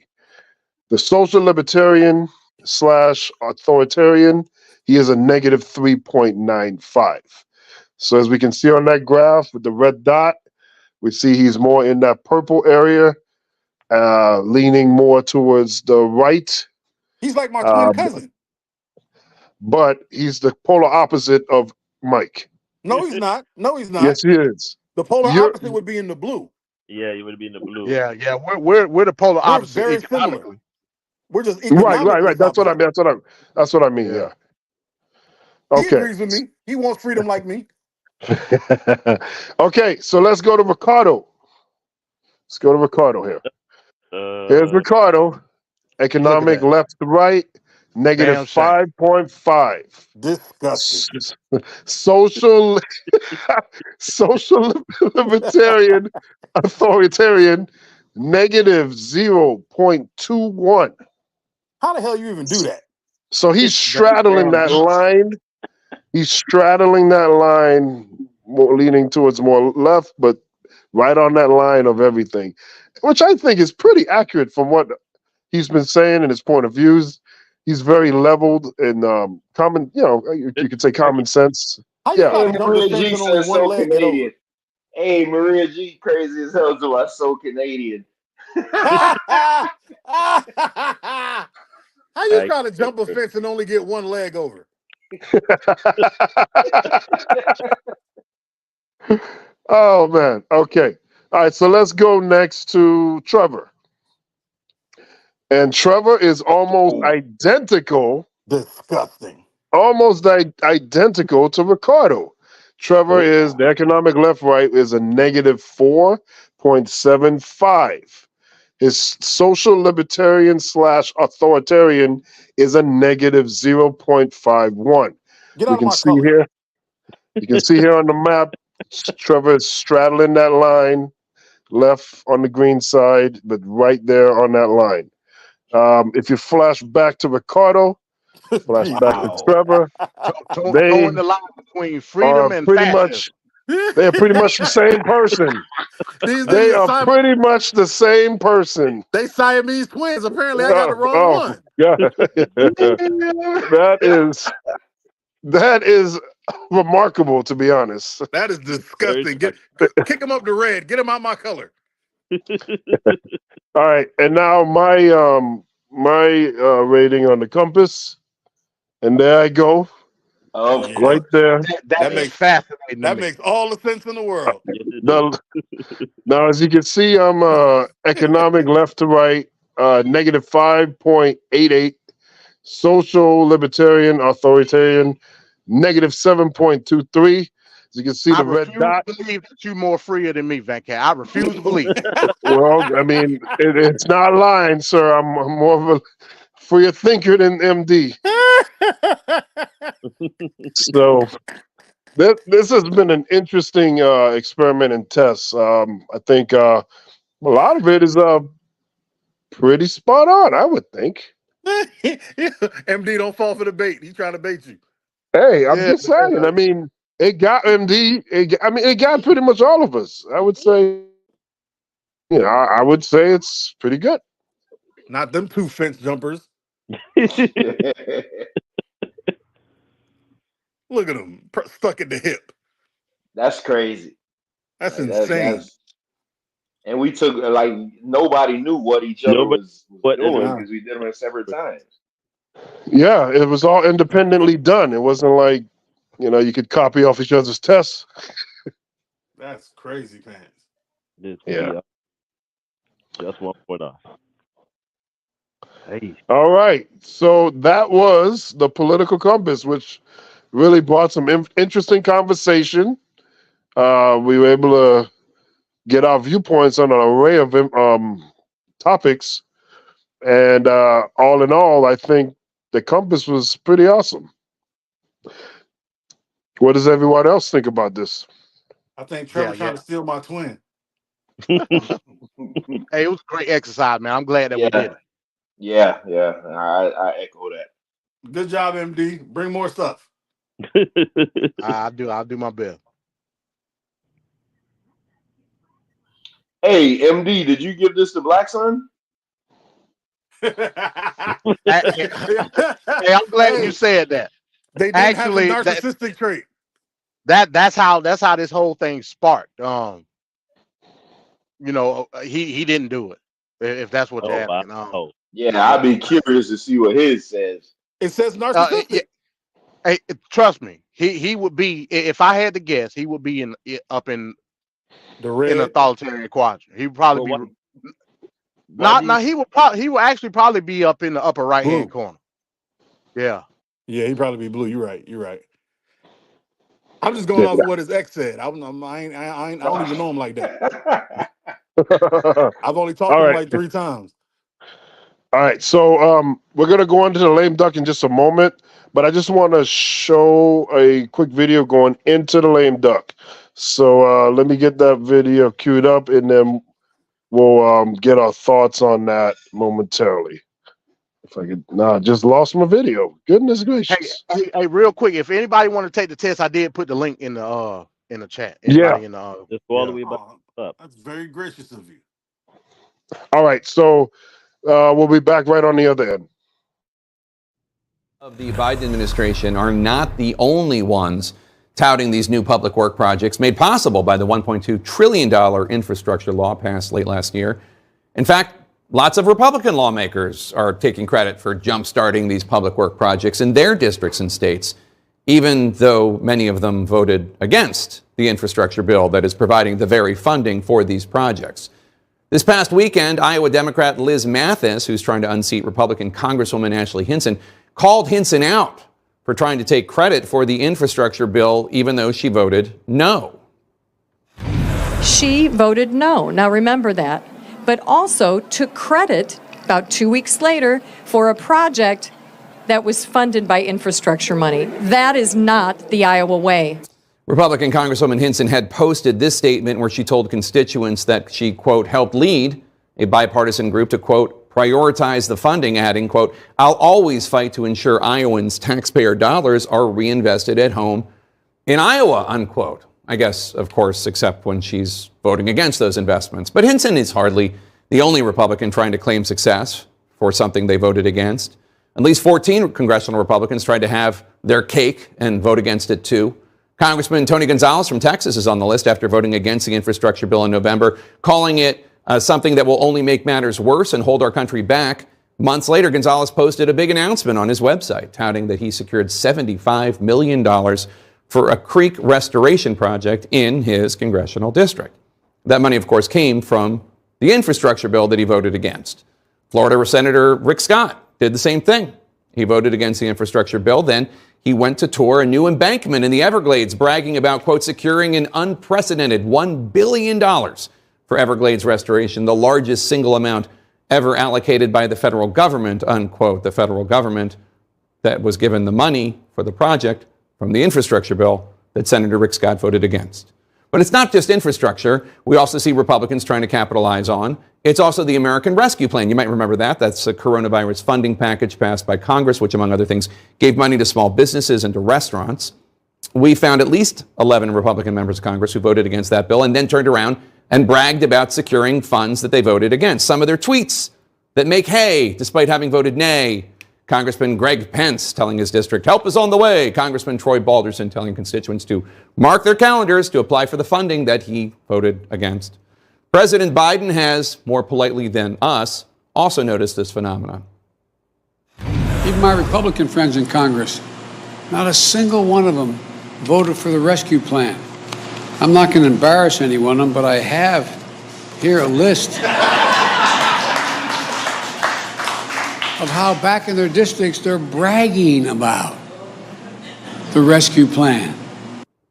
We also have a list, a few lists actually, because there was also, of course, the massive omnibus spending bill that passed this March. At least 10 Republicans who voted no then took credit for funding. Congresswoman Elise Stefanik from New York, quote, I have worked to secure many critical wins for upstate New York and the North Country. Stefanik also posting a list of more than 10 local projects that would now have funding because of this spending bill that she voted against. Several of these Republicans did not respond to our request for comment, but those that did made statements along the lines of, hey, I supported the funding for that, I just didn't like the whole bill. Or as Congresswoman Hinson's office said, quote, since the bill was signed into law, this money was going to be spent regardless. If there's federal money on the table, the Congresswoman is, of course, going to do everything she can to make sure it is reinvested in Iowa, unquote. Now, this is not entirely a new phenomenon. And though in general now it's Republicans guilty here, Progressive Democrat Ayanna Pressley of Massachusetts also voted against the infrastructure bill. She did it as a protest because the Build Back Better Act was not attached to infrastructure.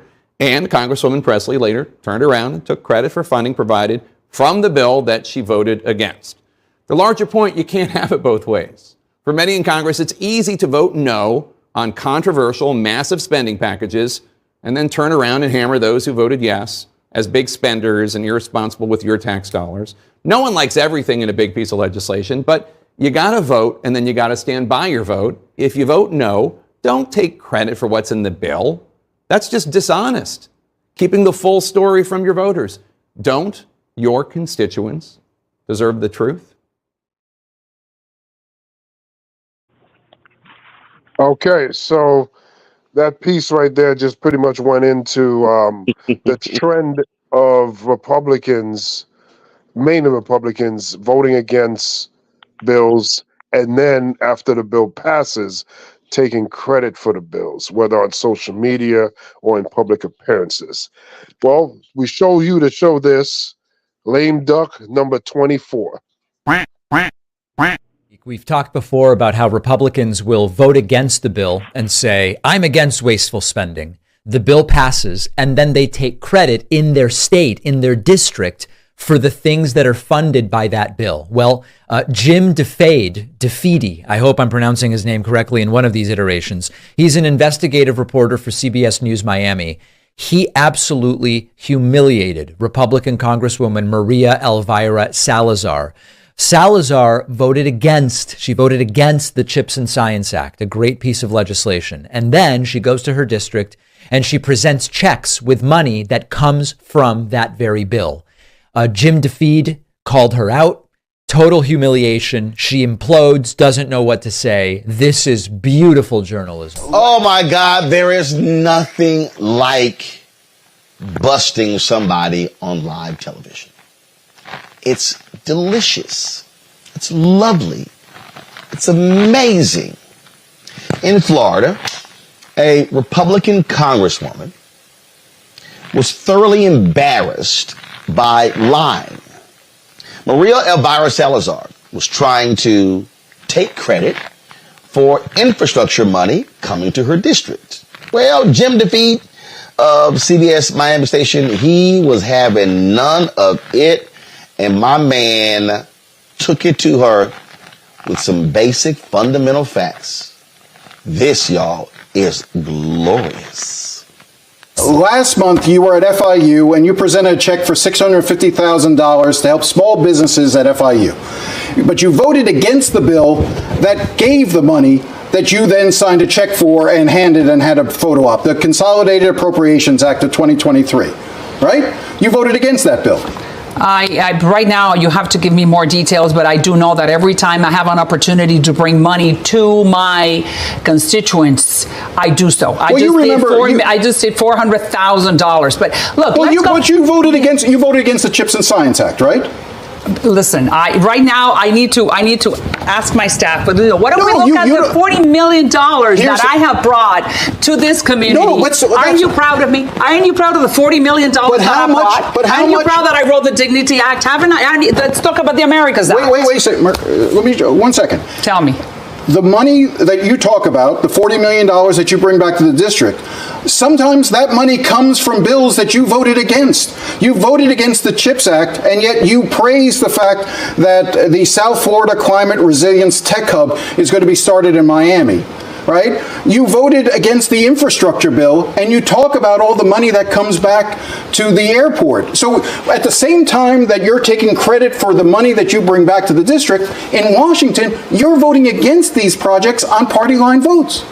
Listen, that was, I think, last cycle. I cannot really remember right now, but just let's look at the Americas Act, which is what I'm going to, which is what I would like. You don't want to explain why you voted against things. I mean, right now, and I'm not trying to be a politician, there's so many bills that I've introduced that I know that many these are of bills them that you voted against. That I understand. But it's okay. Sometimes I vote and sometimes I don't. But let's look at the positive. Let's look at the $40 million that I brought.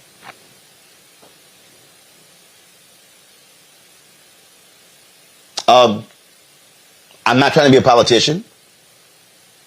It's so many bills I've introduced. Boom. Introducing a bill is not passing a bill. It's not voting for a bill. And I love, I need to consult my staff. You forgot what the hell you voted for and against? No. What this is Republicans in this country lying and trying to take credit for things that they were against. Same thing happened under President Obama. That first stimulus bill, they voted against it, but were then begging for projects to be funded. No, you don't get no credit for that. Then how does this work? This is how they operate. Transportation Secretary Pete Buttigieg of the Department of Transportation. Same thing happened. He called out Speaker Mike Johnson. People who voted against it show up at ribbon cuttings and stuff. Oh, and how? I mean, none other than the Speaker of the House. I couldn't believe it was Monday or Tuesday. Toured an airport project that I signed off on with a local member of Congress, and neither that local member nor he had voted for the funding that we're using to build the thing. And you know, there's many things you could say about that, but one thing you could say about that is it must be a really great project.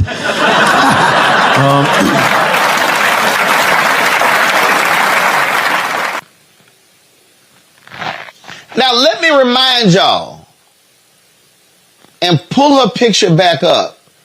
Representative Maria Salazar. This is the same trifling woman who would not let Congresswoman Barbara Lee speak during the hearing about Cuba. This is where I have said, Democrats, every single time one of these projects are unveiled and they have talked about the funding, this is where the Democrats should have signs saying, thanks, Joe. Thanks, Kamala. No thanks to Republican Congressman or Senator so-and-so. That's how they should be responding to these folks bragging about money that they opposed, and they want to make it seem like they got it done.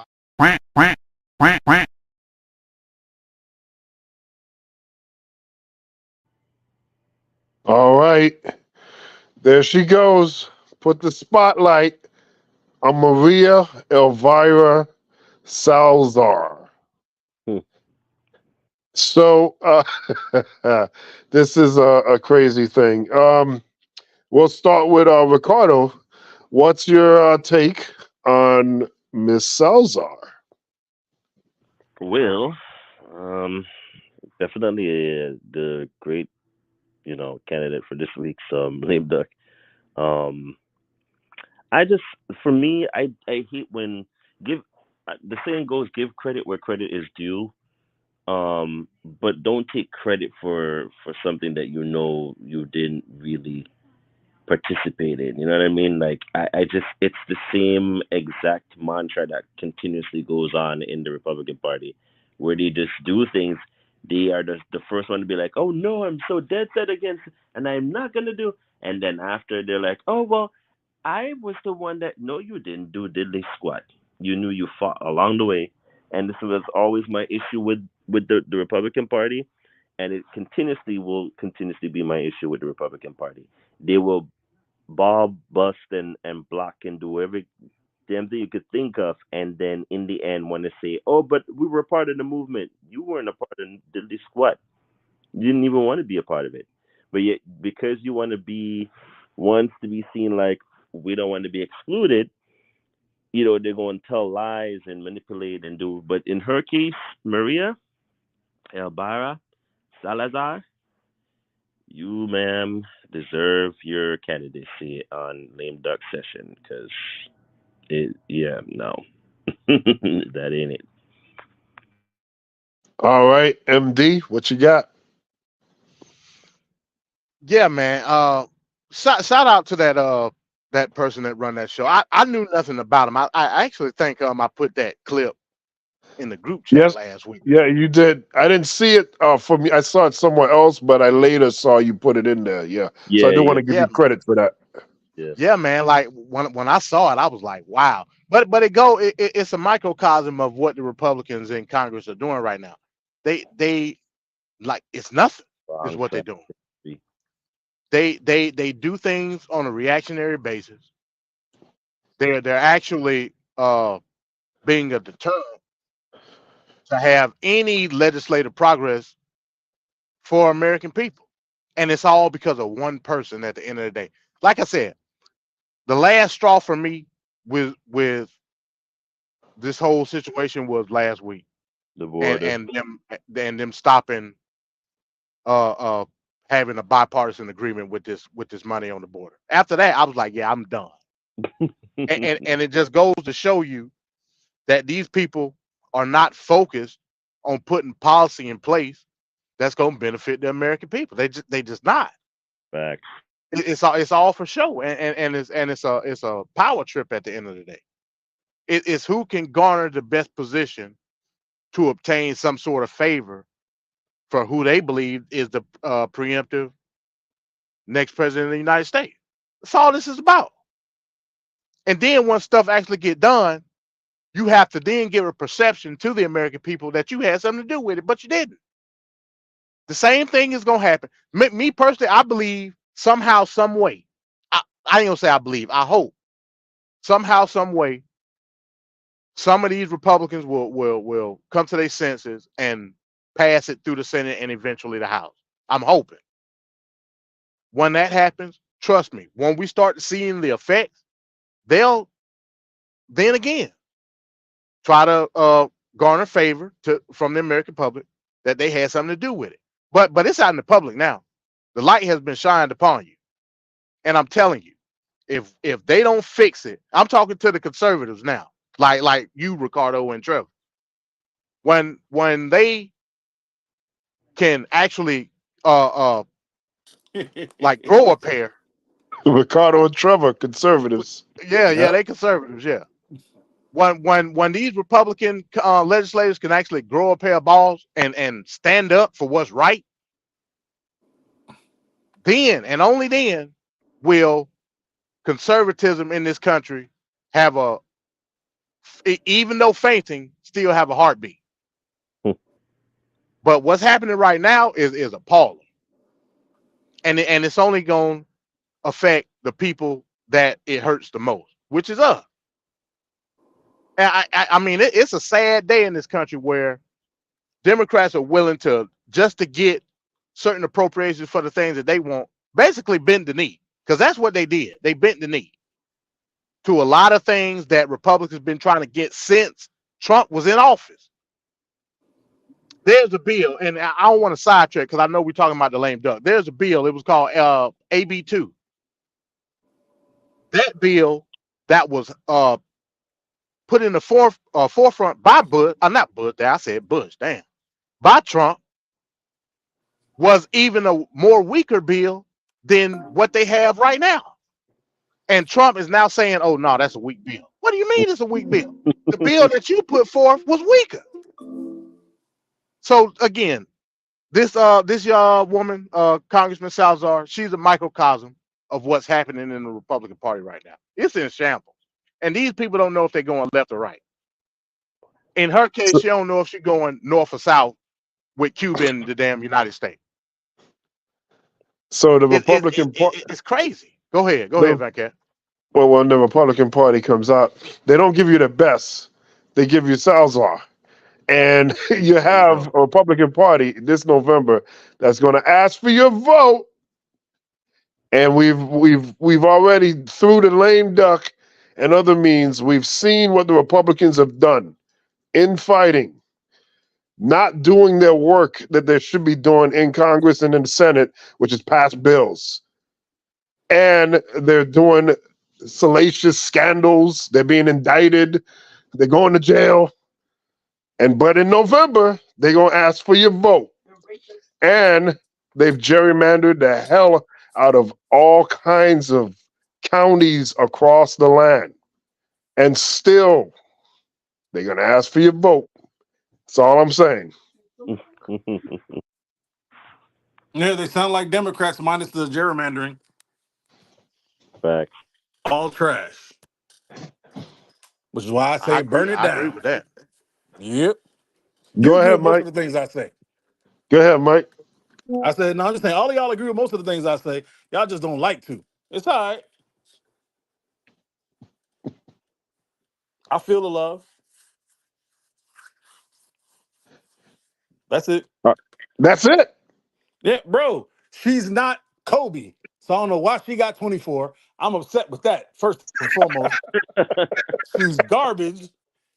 How you get punked on like what's that? You remember they used to have like whatever Access TV where they would just give free Exactly. TV? That's exactly. That's what it looked like. It looked like some little college student punked her.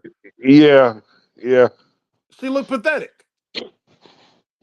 I mean, she looked pathetic. Go sit in the corner, Salazar. Other than the hair and the face, you less interested in the chick that was getting her stuff popped on by her husband at the play. You less. How lame are you? Bobert. Do better. Beetlejuice. Yeah. And at the same time, they just tried to impeach Mayorkas, Department of Homeland Security, for not doing said job on the border. Which this bill would have gave him more of an authority to do so. These people are retarded at the end of the day. They doing stuff for political clout. Yeah, they're just weird. Trevor, what do you think about Maria here? So, if you don't let Trevor practice his field goals, in full transparency, I missed most of it because in order for my daughter to go to sleep, she wanted me to sing her the Fresh Prince of Bel-Air theme for some reason. So I was in there doing that. I would like to state that is the most awesome thing I've heard all day. So I got a pass on this one. Next time I want in.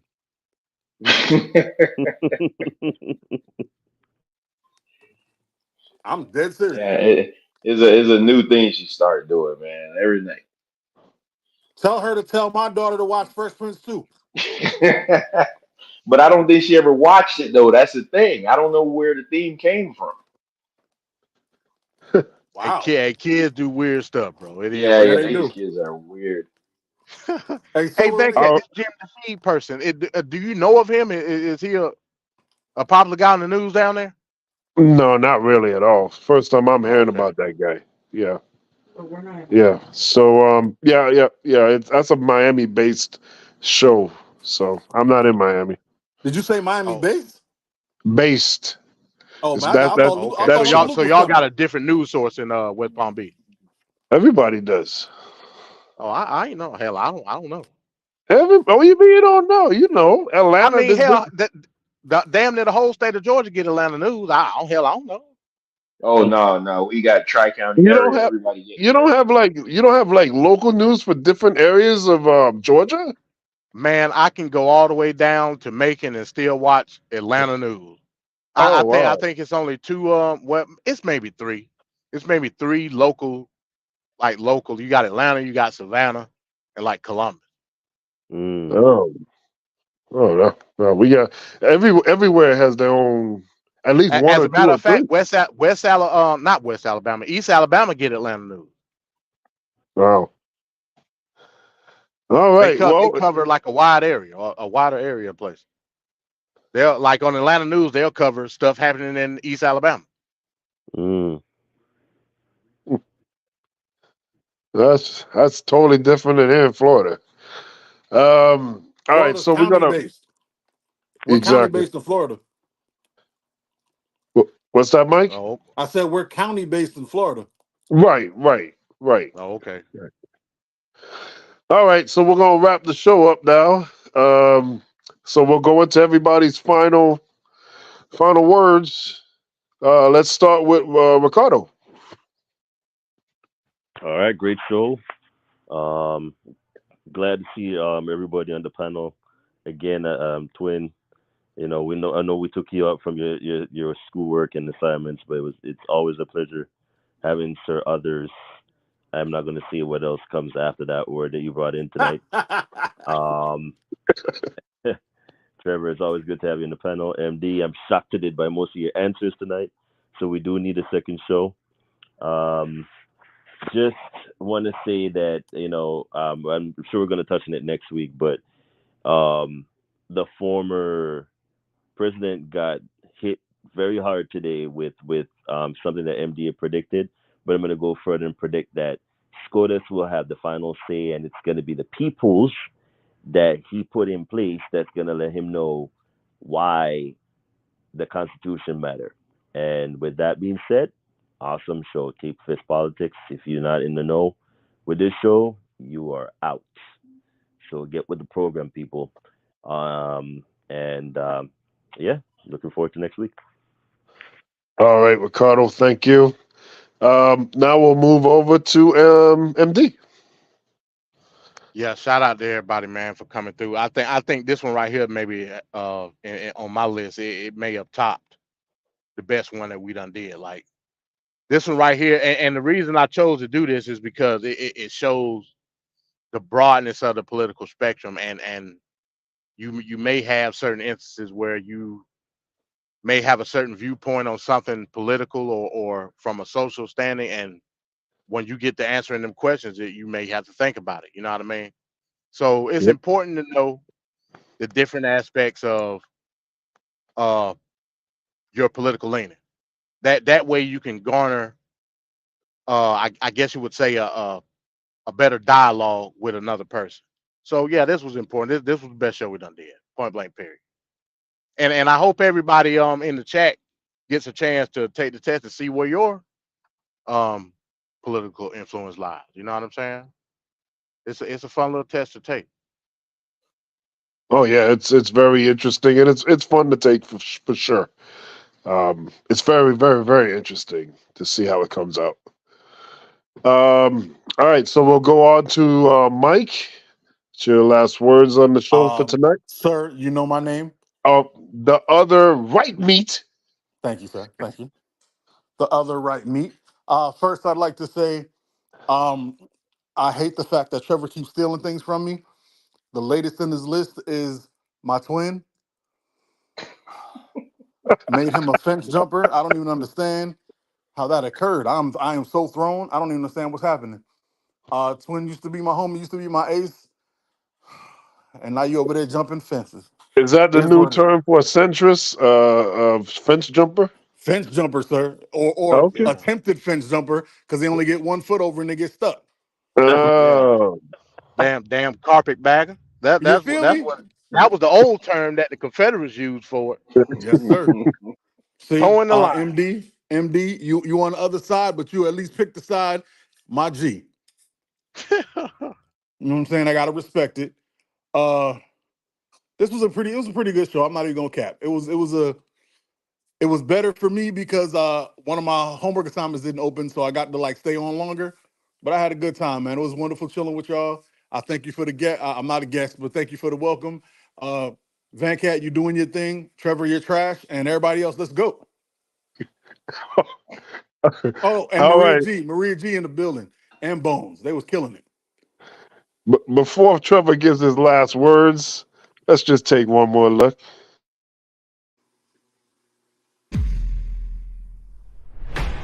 I'm going to tell you something. Facial hair is not apostolic. However you want to cut it, it's compromise.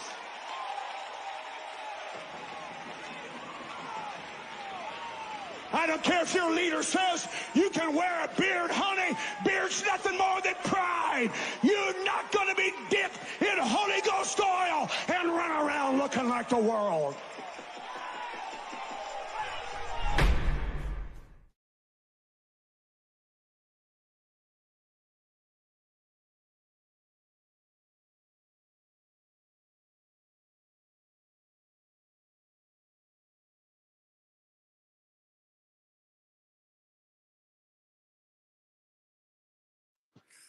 All right, That was better Trevor, the you need to second stop time. running around looking like the world, Trevor.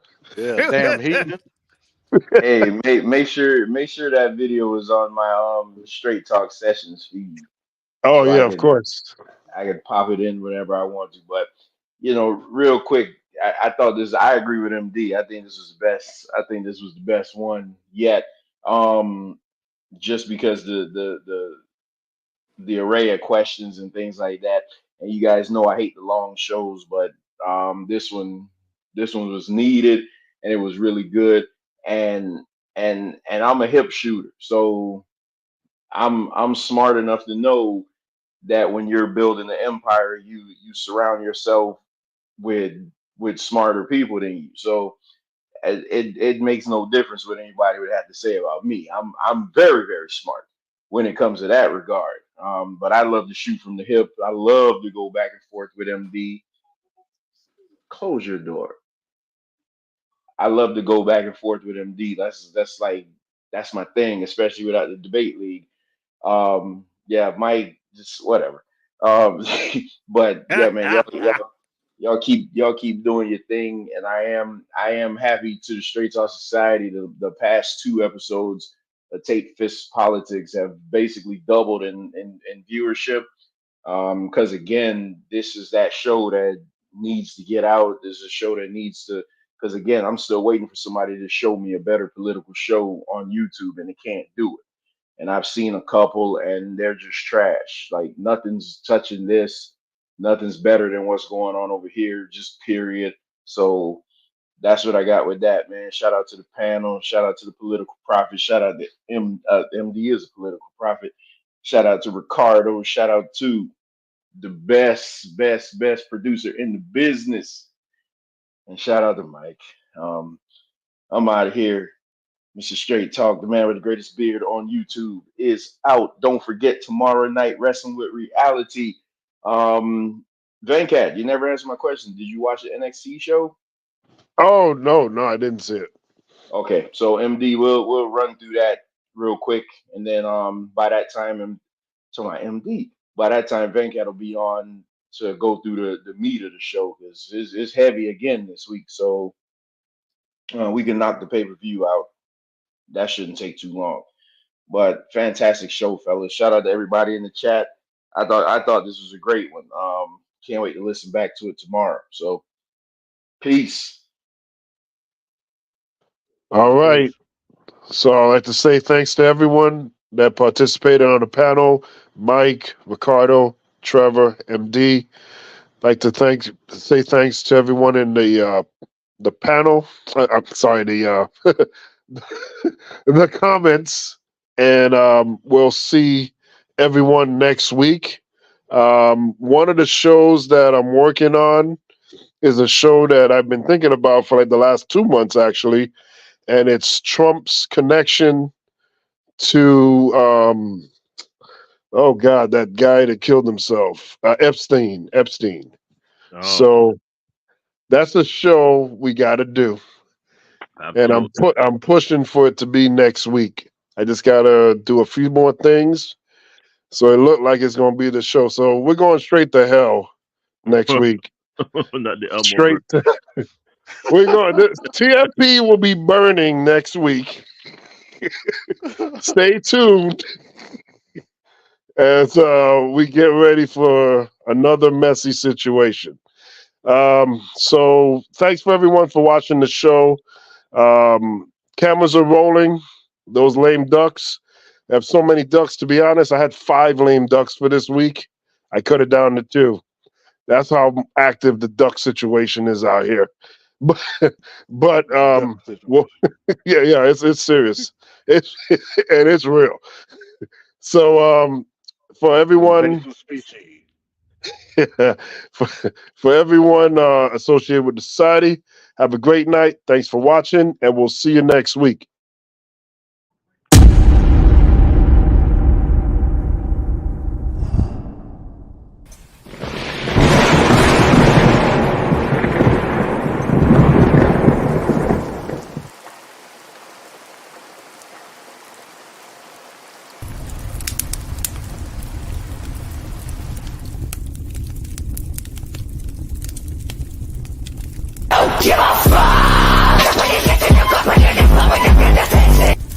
She just said a terrible thing. You know what she said? Shout it out, because I don't want to.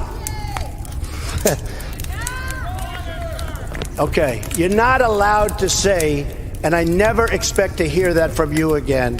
She said, I never expect to hear that from you again. She said he's. That's terrible. Terrible.